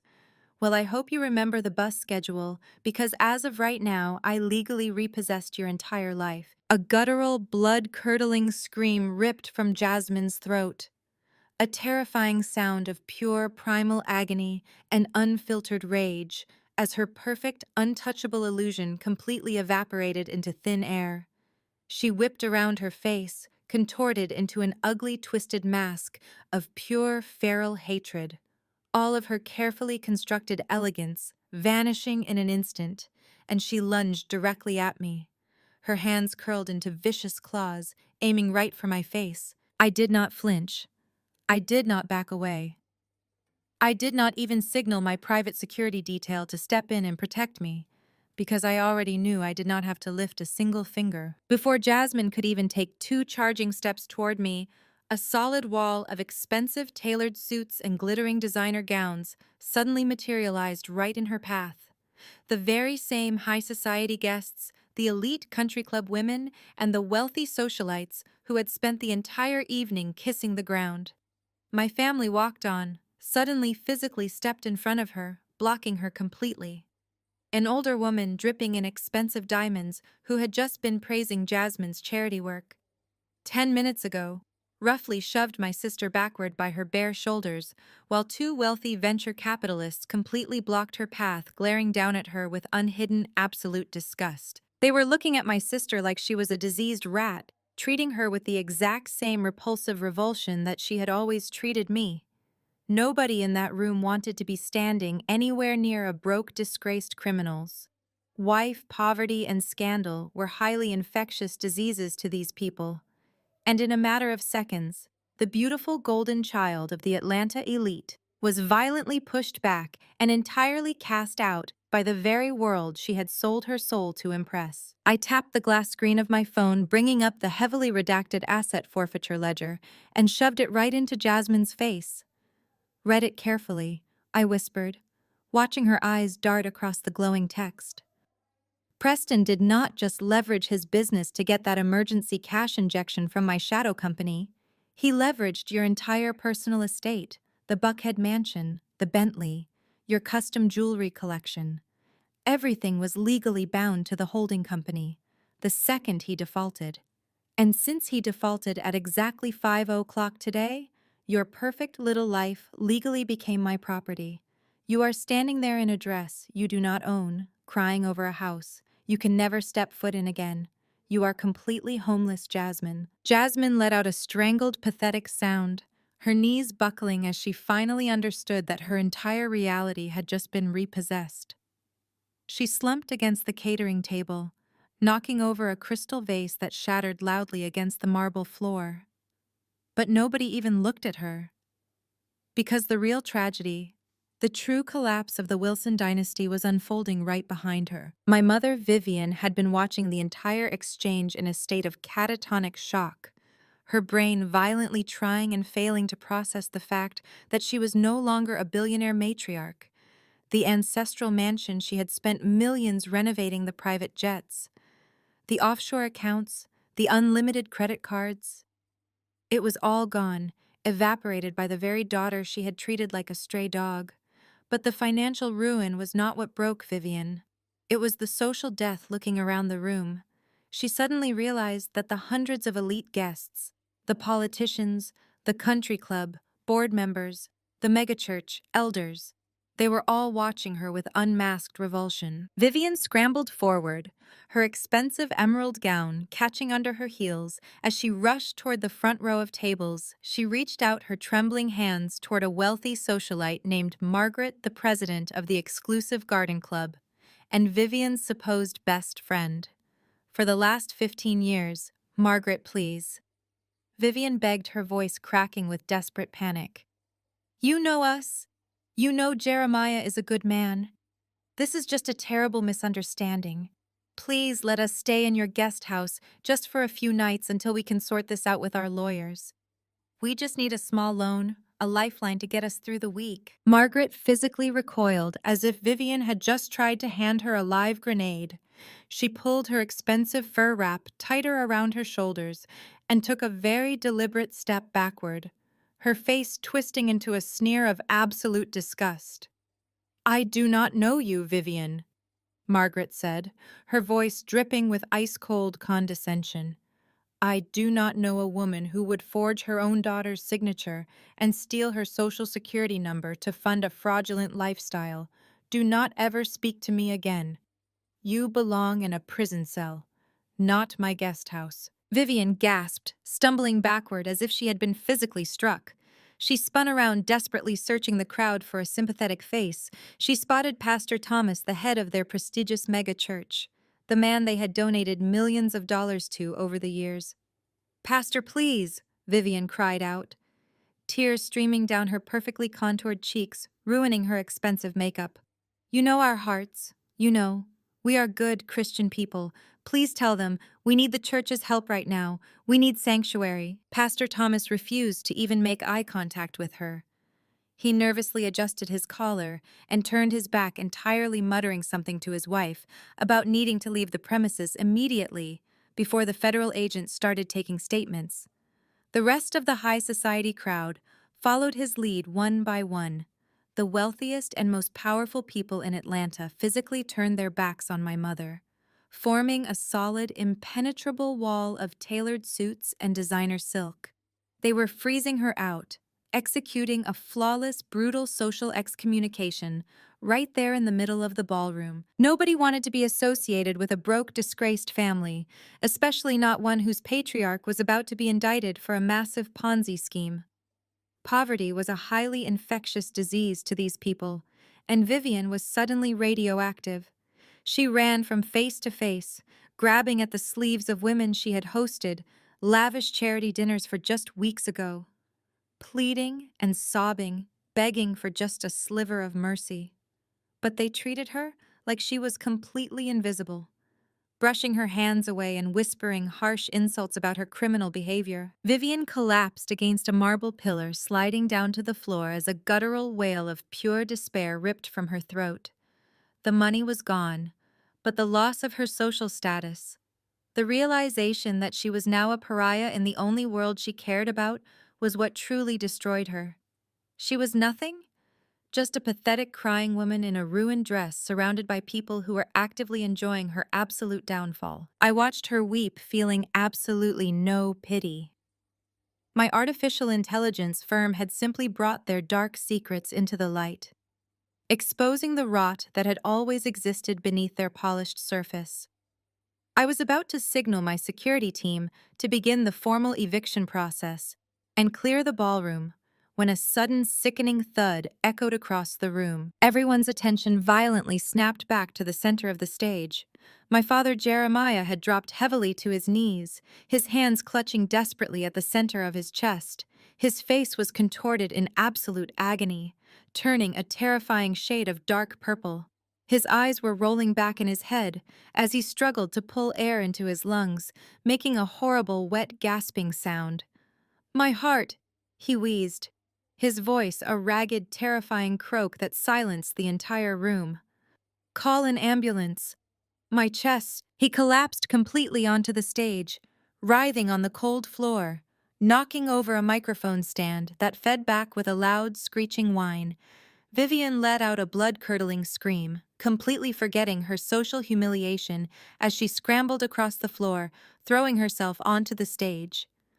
Next to her gasping husband, she grabbed his face, sobbing hysterically before she whipped her head around and pointed a shaking accusatory finger directly at me. "You are killing him!" Vivian shrieked at the top of her lungs, her voice cracking with pure hysterical terror, tears streaming down her ruined face. "You are murdering your own father, Sienna. You are killing him." The echoes of Vivian's hysterical screaming bounced off the vaulted ceilings of the ballroom as she desperately clung to my father's convulsing body, crying out that I was murdering him right in front of the entire Atlanta elite. The hotel manager was already sprinting across the marble floor, pulling a walkie-talkie from his belt, while several wealthy guests scrambled to pull out their cell phones, frantically dialing for an ambulance. The sheer panic in the room was absolute. A chaotic symphony of gasps and shouts, as everyone believed they were witnessing the tragic, fatal collapse of a beloved billionaire patriarch. I did not move a single muscle. I did not rush to his side. I did not scream for a doctor. I just stood there looking down at the man who had spent my entire childhood crushing my spirit, watching him put on the most pathetic theatrical performance of his entire miserable life. He was thrashing against the polished floor, clutching his tailored suit jacket directly over his heart, his face twisted into an ugly mask of manufactured agony. He was making these terrible, wet choking sounds, drawing the sympathy of every single person in the room, manipulating their emotions just like he had always done. Vivian looked up at me, her eyes filled with venomous rage as she cradled his head, screaming at me to do something, calling me an ungrateful psychopath, begging the crowd to help save her dying husband. But I just slowly reached into the pocket of my blazer, pulling out my phone, the glowing screen illuminating my calm expression. I did not feel an ounce of panic, because my artificial intelligence firm did not just track financial accounts and offshore shell companies. It tracked absolutely everything connected to the Wilson family network, including the incredibly expensive biometric smartwatch currently strapped to my father's flailing left wrist. I tapped the screen 3 times, bypassing the basic security protocols and accessing his live health data stream.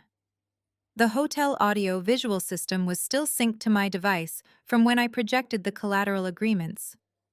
So with one final swipe of my thumb, I cast his live medical feed directly onto the massive LED screens mounted behind the stage. The bright white glare of the screens instantly flooded the darkened ballroom, causing the panicked guests to shield their eyes. A steady, rhythmic electronic pulse began echoing through the massive overhead speakers, cutting through the chaotic shouting like a knife. The sound was perfectly steady, completely undisturbed and undeniably calm. The crowd slowly stopped screaming, lowering their phones as they looked up at the massive digital display towering above us, projecting in giant glowing green numbers, was my father's live real-time biometric feedback, tracking his oxygen levels, his blood pressure, and most importantly, his pulse. The room fell into a dead, suffocating silence as every single person stared at the perfectly rhythmic line bouncing across the screen, accompanied by a massive glowing number displaying exactly 80 beats per minute. I stepped up to the edge of the stage, looking down at the squirming man on the floor, the sound of my voice rolling over the silent crowd like a winter chill. A resting heart rate of 80 beats per minute. Nice try, Dad. You pulled this same fake heart attack stunt 5 years ago when the IRS audited you. The collective gasp that rippled through the high society crowd was deafening. The hotel manager actually dropped his walkie-talkie. It clattered loudly against the floor as everyone suddenly realized they were not watching a medical emergency. They were watching a cornered criminal desperately trying to act his way out of accountability. I looked down at Vivian, who was still kneeling on the floor, her hands frozen in the air, hovering over Jeremiah's chest. She slowly turned her head to look at the massive screen, and the realization washed over her face, completely shattering her hysterical victim routine. The medical data does not lie. I continued, speaking directly to the crowd who were now glaring at my father with unmasked revulsion. His blood pressure is completely normal. His oxygen saturation is at 99%. He is not dying. He is just experiencing the very first consequence of his entire life. The federal agents might have been terrified of a liability lawsuit when you collapsed in their conference room, half a decade ago. Jeremiah, but I am not a federal agent. I am your daughter, and I know exactly how empty your chest truly is. You thought you could just play the sympathy card. You thought you could manipulate this entire room of intelligent people into viewing you as a tragic victim of a cruel corporate takeover. You wanted them to pity you so they would ignore the fact that you stole social security numbers to fund your lavish lifestyle. But technology does not care about your ego. Dad. Technology only reports the absolute undeniable truth. And the truth is that your heart is beating with the perfect calm rhythm of a massive fraud. Down on the floor, the wet, gasping noises abruptly stopped. The tragic thrashing came to an immediate halt. Jeremiah lay there for 3 agonizingly long seconds, the absolute silence of the room pressing down on him like a physical weight. The gig was up. The performance had been completely dismantled, exposed in front of the politicians, the investors, and the country club elite, who now looked at him like he was a pathetic, squirming insect. The very same people who had worshipped his wealth 10 minutes ago were now whispering harsh insults, completely disgusted by his cowardly attempt to fake his own death. He slowly rolled over, planting his palms flat against the cold marble, and pushed himself up off the floor. He did not need any help. He did not stumble. He simply stood up with the smooth, steady grace of a man in perfect physical health, brushing the dust off his ruined designer suit. He refused to look at his wife, who was still sitting on the floor staring up at him in absolute shock. He refused to look at the crowd of former friends who were shaking their heads in pure disdain. He only looked at me. The mask of the loving, respectable patriarch completely dissolved, leaving nothing but the raw, ugly truth underneath his face, hardened into a mask of pure, unadulterated hatred. His eyes burning with a dark, venomous rage that finally matched the man I had always known him to be. Behind closed doors, he took a step toward me, his jaw clenched so tight I thought his teeth might shatter. The polite fake smile he used to charm the world was completely gone, replaced by the vicious snarl of a predator who had finally been dragged out of the shadows into the blinding light of accountability. "You are a monster!" He spits the words dripping with absolute poison echoing through the silent ballroom as he glares at the daughter who had just systematically destroyed his entire universe. I did not flinch when the word left his mouth. I did not look away or show a single ounce of hurt, because his insults simply had no power over me anymore. I tilted my head, studying him like a fascinating biological specimen. A monster. Jeremiah. I repeated the word, letting it hang in the dead air of the ballroom. You think I am a monster because I held up a mirror to your face and forced you to look at the reflection. But let me tell you what a real monster looks like. A real monster is a father who eats his own young, just to feed his bottomless, fragile ego, I said, stepping off the edge of the stage and walking slowly toward him, closing the distance until we were standing only feet apart. A real monster is a man who throws his 18-year-old daughter out into the freezing street because she refused to be a pawn in his pathetic corporate games, a man who actively manipulated and financially ruined thousands of innocent families just so he could afford to buy a seat at the country club table next to people who always secretly laughed at him behind his back. I raised my voice, making sure the acoustics of the grand room carried my words to every single politician and socialite who was currently watching him bleed out socially. You spent your entire life obsessed with pride. Jeremiah. I continued circling him slowly like a shark assessing a wounded seal. You wanted to be the king of Atlanta. You wanted the magazines to write about your genius. You wanted statues built in your honor. But look around you, Dad. Look at the peers you sacrificed your own soul to impress. Look at the board members and the politicians you paid off for decades. They are not rushing to your side. They are not offering you protection or sanctuary. I gestured broadly to the wall of wealthy guests who all subconsciously took another step backward, distancing themselves further from him. They are looking at you with absolute disgust. I whispered loudly enough for the microphone to catch it. They do not see a titan of industry. They see a desperate aging fraud who faked a medical emergency because he was too much of a coward to face the consequences of his own theft. Your pride is nothing but ashes. You have no legacy left. Your name is a punchline, and by tomorrow morning, it will be a federal indictment. You thought you could buy respect, but all you did was rent fear, I explained, watching the last remnants of his fake superiority wash away.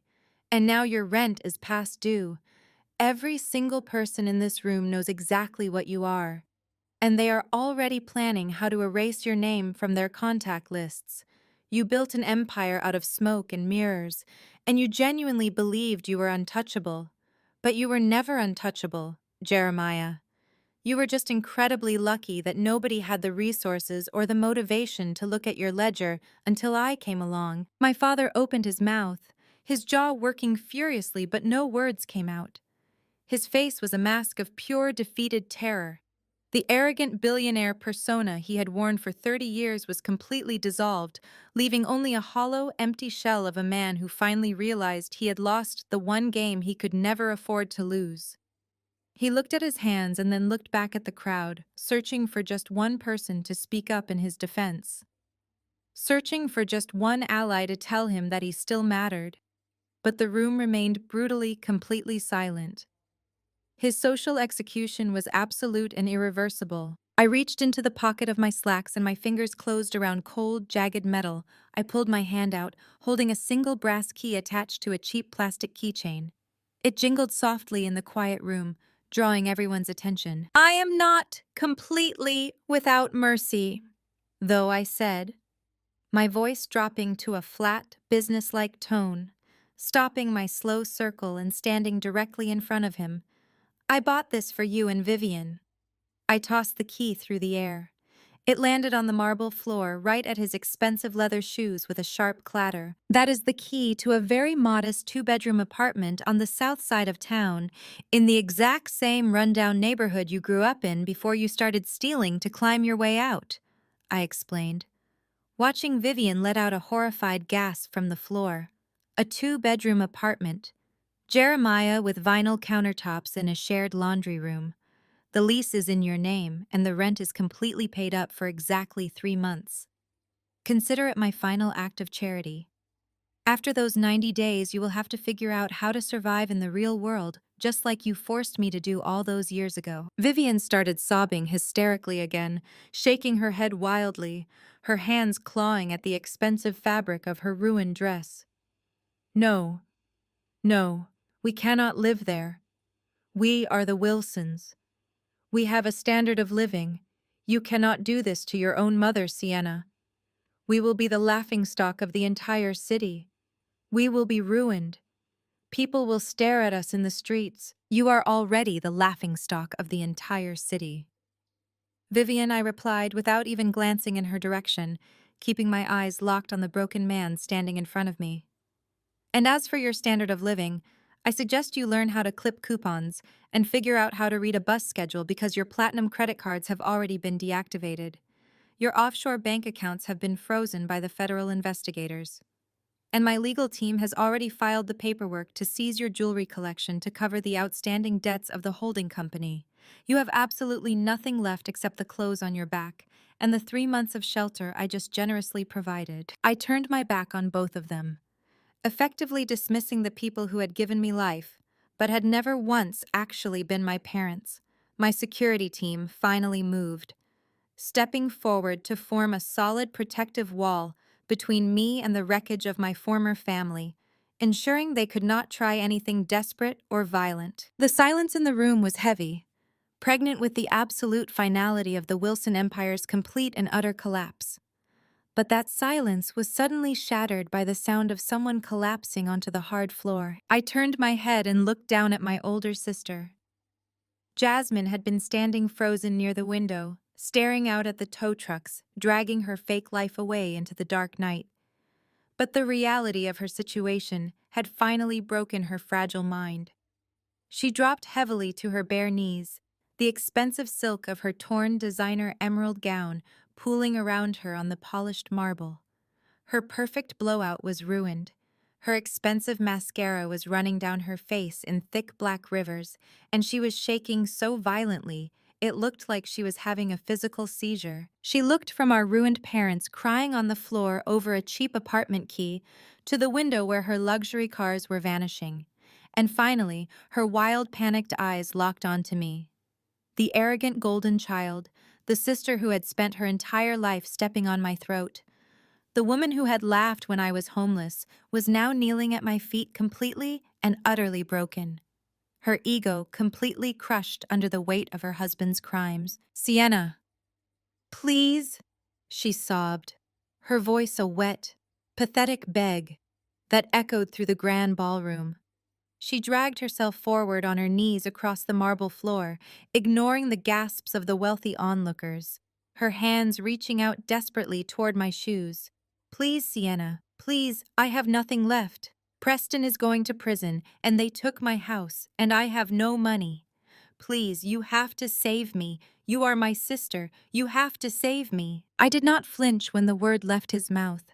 I did not look away or show a single ounce of hurt, because his insults simply had no power over me anymore. I tilted my head, studying the furious veins bulging in his neck like a fascinating biological specimen. "A monster, Jeremiah." I repeated the word, letting it hang in the dead air of the ballroom. "You think I am a monster because I held up a mirror to your face and forced you to look at the reflection. But let me tell you what a real monster looks like. A real monster is a father who eats his own young just to feed his bottomless, fragile ego," I said, stepping closer to him until we were standing only feet apart. "A real monster is a man who throws his 18-year-old daughter out into the freezing street because she refused to be a pawn in his pathetic corporate games.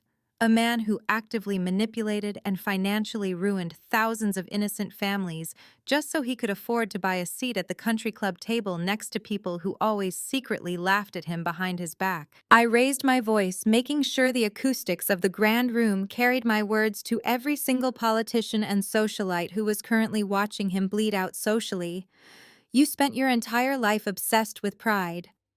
Jeremiah," I continued. "You wanted to be the king of Atlanta. You wanted the magazines to write about your genius. You wanted statues built in your honor. But look around you. Dad, look at the peers you sacrificed your own soul to impress. Look at the board members and the politicians you paid off for decades. They are not rushing to your side. They are not offering you protection or sanctuary. They are looking at you with absolute disgust." I whispered loudly enough for the microphone to catch it. "They do not see a titan of industry. They see a desperate aging fraud who faked a medical emergency because he was too much of a coward to face the consequences of his own theft. Your pride is nothing but ashes. You have no legacy left. Your name is a punchline, and by tomorrow morning it will be a federal indictment." My father opened his mouth, his jaw working furiously, but no words came out. His face was a mask of pure defeated terror. The arrogant billionaire persona he had worn for 30 years was completely dissolved, leaving only a hollow, empty shell of a man who finally realized he had lost the one game he could never afford to lose. I reached into the pocket of my slacks and my fingers closed around cold, jagged metal. I pulled my hand out holding a single brass key attached to a cheap plastic keychain. I tossed the key through the air. It landed on the marble floor right at his expensive leather shoes with a sharp clatter. "That is the key to a very modest two-bedroom apartment on the south side of town, in the exact same rundown neighborhood you grew up in before you started stealing to climb your way out," I explained, watching Vivian let out a horrified gasp from the floor. "A two-bedroom apartment. Jeremiah, with vinyl countertops and a shared laundry room. The lease is in your name, and the rent is completely paid up for exactly 3 months. Consider it my final act of charity. After those 90 days, you will have to figure out how to survive in the real world, just like you forced me to do all those years ago." The silence in the room was heavy, pregnant with the absolute finality of the Wilson Empire's complete and utter collapse. But that silence was suddenly shattered by the sound of someone collapsing onto the hard floor. I turned my head and looked down at my older sister, Jasmine. She had been standing frozen near the window, staring out at the tow trucks dragging her fake life away into the dark night, but the reality of her situation had finally broken her fragile mind. She dropped heavily to her bare knees, the expensive silk of her torn designer emerald gown pooling around her on the polished marble. She dragged herself forward, crawling across the floor, ignoring the gasps of the wealthy onlookers, her perfectly manicured hands clutching desperately at the hem of my pants. Sienna. Please. She choked out, her voice cracking as she looked up at me with wide, terrified eyes. We are sisters. We are blood. You cannot do this to me. Preston is innocent. He just made some bad investments. Dad brainwashed us. Dad forced us to go along with it. You know how he is, Sienna. You know how Dad manipulates people. He made me believe the money was clean. I swear I did not know he was stealing from your company. You have to protect me. We are sisters. Black women need to stick together in this world. You cannot throw me to the wolves. You cannot let them take my life away. I slowly pulled my leg away from her frantic grip, feeling absolutely no sympathy for the woman who had spent the last 20 years making sure I felt like a worthless outsider. I crouched down, bringing my face level with hers, watching her eyes dart around in pure panic as the devastating reality of her situation finally began to set in. You were not brainwashed? Jasmine, I whispered, my voice dropping to a low, steady tone that cut right through her hysterical sobbing. You knew exactly where that money was coming from. You knew Preston was cooking the books, and you knew Dad was using my algorithms to cover up his massive Ponzi scheme. You did not just go along with it, you actively enjoyed the privilege that my suffering bought you. You loved looking down on me. You loved being the successful daughter, living in a mansion built on lies and stolen funds. She gasped, shaking her head weakly, but the truth was already suffocating her. Preston is not just facing a fine Jasmine, I continued, leaning in closer, so only she could hear the absolute finality in my voice. My forensic accountants handed over a mountain of evidence to the FBI this morning. Your husband is going to federal prison for a very long time, and they are going to seize every single asset tied to his name. The cars, the jewelry, the designer bags, the offshore accounts. It is all gone. It is legally property of the federal government now. I watched the last flicker of hope die in her eyes, leaving nothing but a hollow, terrifying void. You have no money left, I said slowly, making sure every single word sank deep into her panicked brain. You have no trust fund. You have no rich husband to bail you out. You are going to have to do something you have never done in your entire pampered existence. You are going to have to get a job. Welcome to the real world. Jasmine. She let out a guttural wail, collapsing forward onto the marble floor, her body shaking with uncontrollable sobs. The sound of her absolute despair echoed off the walls, a fitting soundtrack to the end of an era. I stood up slowly, smoothing out my jacket, and turned away from the pathetic scene playing out on the floor. My parents were still frozen near the stage, staring blankly at the apartment key on the ground. The guests were entirely silent, watching the complete dismantling of the family they had worshipped just hours ago. I looked over at my head of security, who was standing by the main doors, watching me with a respectful nod, waiting for my final order. The night was over. The empire had officially changed hands, and the rotting foundation of the Wilson family had been completely swept away. I raised my hand and gave a sharp, definitive signal. Clear the ballroom, I commanded, my voice carrying across the silent space, steady and absolute escort. The former owners and their guests out of the building. The new management is closing it down for the night. The echoes of Vivian's hysterical screaming bounced off the vaulted ceilings of the ballroom as she desperately clung to my father's convulsing body, crying out that I was murdering him, right in front of the entire Atlanta elite. The hotel manager was already sprinting across the marble floor, pulling a walkie-talkie from his belt, while several wealthy guests scrambled to pull out their cell phones, frantically dialing for an ambulance. The sheer panic in the room was absolute, a chaotic symphony of gasps and shouts. as everyone believed they were witnessing the tragic fatal collapse of a beloved billionaire patriarch. Women in expensive gowns were covering their mouths in horror, while several board members shouted for security to find a defibrillator immediately. I did not move a single muscle. I did not rush to his side. I did not scream for a doctor. I just stood there perfectly still, looking down at the man who had spent my entire childhood crushing my spirit, watching him put on the most pathetic theatrical performance of his entire miserable life.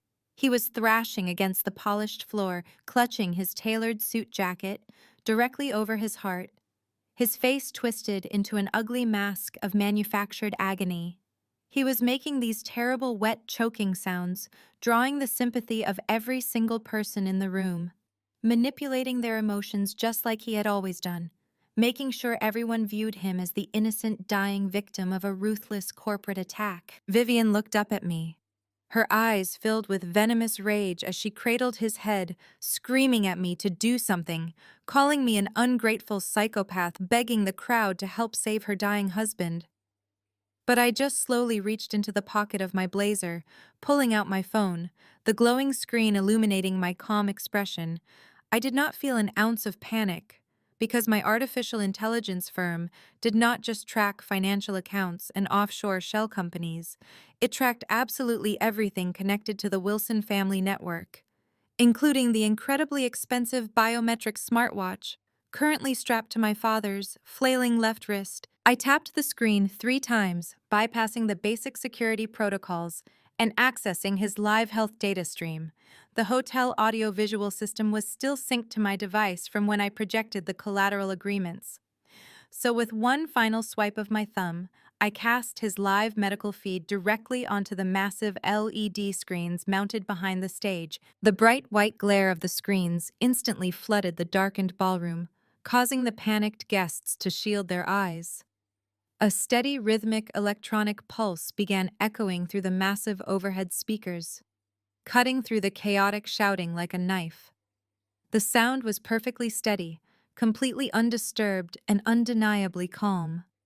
A stark contrast to the dramatic gasping performance happening on the floor below. The crowd slowly stopped screaming, lowering their phones as they looked up at the massive digital display towering above us, projecting in giant glowing green numbers. Was my father's live real-time biometric feedback tracking his oxygen levels, his blood pressure, and most importantly, his pulse? The room fell into a dead, suffocating silence as every single person stared at the perfectly rhythmic line bouncing across the screen, accompanied by a massive glowing number displaying exactly 80 beats per minute. I stepped up to the edge of the stage, looking down at the squirming man on the floor, the sound of my voice rolling over the silent crowd, like a winter chill amplifying through the speakers, so nobody could miss a single syllable.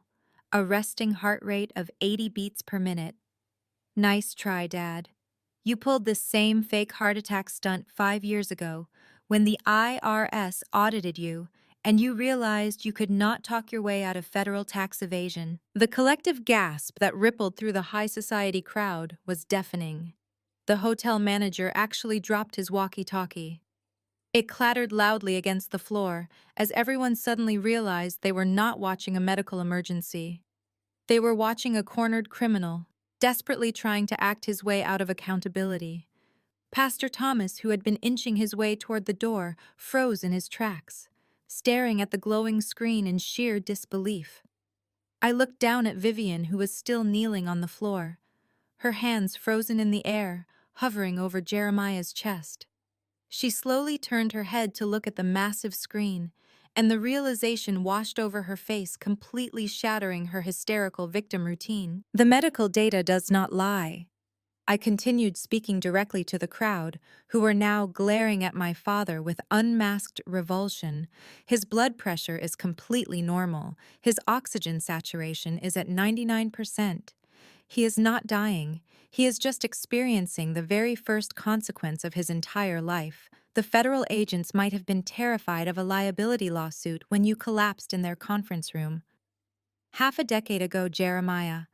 But I am not a federal agent. I am your daughter, and I know exactly how empty your chest truly is. You thought you could just play the sympathy card.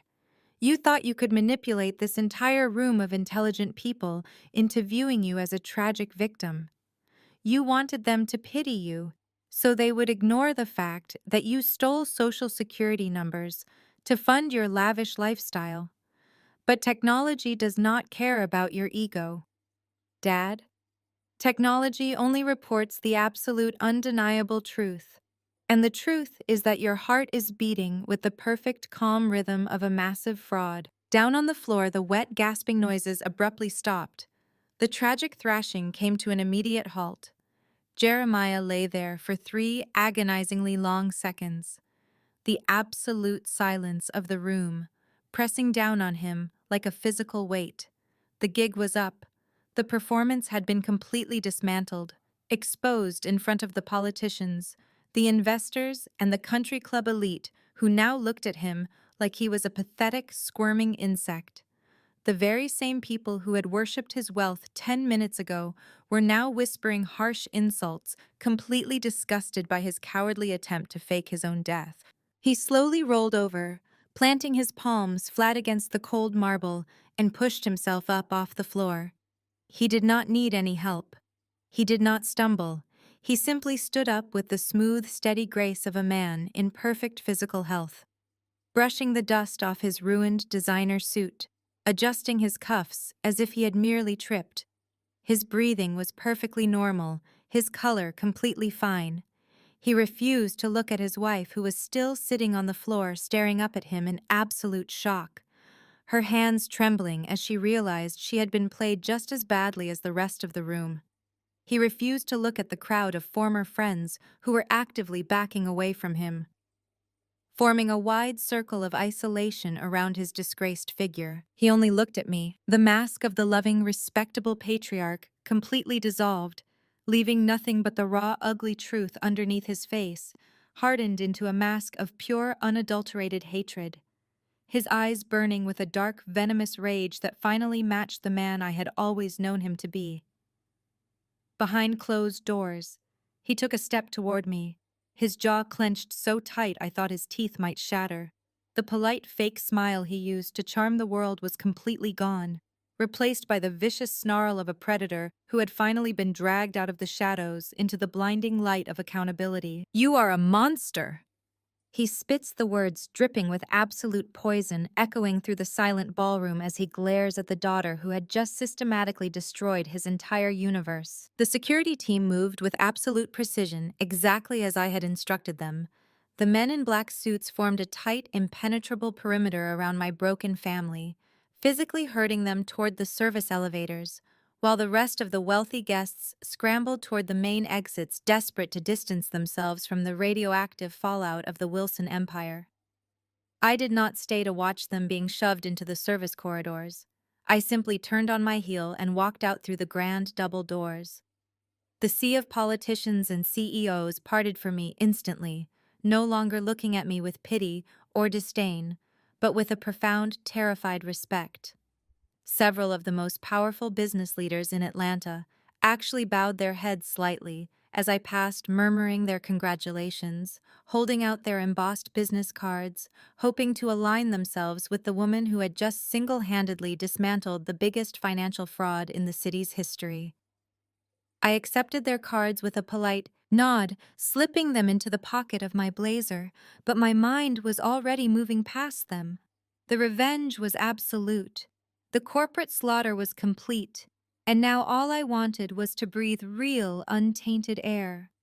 I walked through the gilded lobby of the Ritz-Carlton, my heels clicking rhythmically against the polished marble floor, the sound echoing like a victory march, until the sliding glass doors opened, and I finally stepped out into the cool, crisp Atlanta night. The sharp autumn chill hit my face instantly, washing away the heavy, suffocating atmosphere of the ballroom. I took a deep breath, letting the clean city air fill my lungs, feeling the physical weight of 20 years of resentment completely lifting off my shoulders. My personal chauffeur Marcus was already waiting by the curb, standing at attention beside my immaculate black Maybach, the streetlights reflecting beautifully off the polished exterior. He opened the rear passenger door for me with a warm, respectful smile. But before I could slide into the plush leather interior, something caught the corner of my eye. Just a few yards down the massive circular driveway, standing near the edge of the hotel property, in the dim shadows of a flickering street lamp, was a scene so incredibly pathetic it almost looked staged. There they were, Jeremiah, Vivian, and Jasmine huddled together on the cold concrete curb. The valet attendants were actively ignoring them, refusing to make eye contact because the word had already spread through the hotel staff that their platinum accounts were frozen and their entire fleet of luxury vehicles had been seized by federal agents. Vivian was shivering violently, her arms wrapped tightly around her ruined designer gown, the cold wind cutting right through the thin, expensive silk. She looked frail and old, completely stripped of her diamonds and her arrogance. Jeremiah was pacing back and forth, his shoulders slumped, his face buried in his hands, looking like a terrified old man who had completely forgotten how to navigate a world where he could not simply buy his way out of a problem.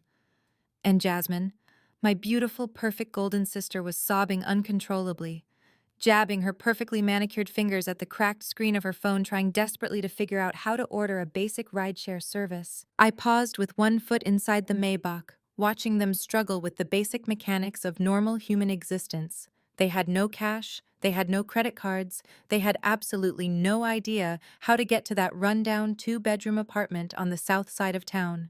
The harsh reality of poverty was already setting in, and the night had not even truly begun. I slid into the back seat of the Maybach, sinking into the luxurious leather, taking a moment to appreciate the quiet sanctuary of the vehicle. Marcus closed the door softly and got into the driver's seat, looking at me through the rearview mirror, ready to take me back to my estate. But I leaned forward, tapping the glass partition. Marcus pulled up slowly. Next to them, I instructed, my voice calm and completely detached. The heavy car glided silently forward, moving like a sleek predator in the dark, until it came to a smooth stop exactly parallel to the shivering trio on the curb. I pressed the button and the tinted passenger window rolled down with a soft mechanical hum, the cool night air rushing into the quiet cabin. Jasmine looked up from her glowing phone screen, her tear-streaked face freezing in absolute horror as she saw me sitting in the back of the magnificent car, wrapped in warmth and total security. Jeremiah and Vivian slowly turned their heads, their expressions dropping into hollow, humiliated despair, as they stared at the daughter they had thrown away, now sitting in the exact kind of luxury they had just permanently lost. I looked down at my own phone, casually checking the screen, and then looked back up at my broken family, staring right into Jasmine's panicked eyes. "Looks like it is surging tonight," I said, my voice completely flat, betraying absolutely no emotion, carrying effortlessly through the cold air. "But do not worry, I hear Uber is very reliable if you plan better." I did not wait for a response. I did not wait to see the fresh tears spill over Jasmine's cheeks, or the silent scream form on Vivian's lips. I simply pressed the button, and the tinted window rolled up, sealing them out completely and permanently. "Drive, Marcus," I said, leaning back into the soft leather. The Maybach accelerated smoothly, pulling away from the curb and merging into the steady stream of downtown traffic. I looked in the rearview mirror, watching the three small, shivering figures shrinking into the distance, becoming nothing more than blurry shadows standing under a broken street lamp, until they completely vanished into the dark night. The silence inside the car was beautiful. There was no screaming, no manipulation, no gaslighting, no constant crushing pressure to prove my worth to people who were biologically incapable of loving me. I closed my eyes and let my head rest against the seat, listening to the soft hum of the engine pulling me further and further away from the toxicity that had defined my entire existence for the first time in my life. I felt absolutely no weight bearing down on my chest. I felt no lingering anger burning in my stomach. I felt no desperate need for their validation or their approval. The little girl who used to cry herself to sleep, wondering why she was not good enough, was finally gone, completely replaced by a woman who knew exactly how powerful she truly was. I opened my eyes and looked out the window, watching the vibrant Atlanta city lights reflecting against the dark glass, passing by in beautiful, brilliant streaks of color. I was not the scapegoat anymore. I was not the forgotten daughter anymore. I was the architect of my own destiny, the sole owner of my future. And as the car carried me toward my true home, my true life, and my absolute unshakable freedom, I finally smiled, knowing that I had survived the fire and emerged completely untouchable. The greatest lesson here is that true security never comes from toxic family approval or inherited wealth. It comes from building your own independence and refusing to let manipulators define your worth. Sienna proved that you can survive cruel betrayals by trusting yourself, while those who build empires on lies will always watch their fragile worlds collapse under the weight of their arrogance. Karma always collects its debts. In the end, if you have ever had to cut off toxic relatives to protect your own peace, share your story in the comments below and subscribe for more satisfying revenge stories.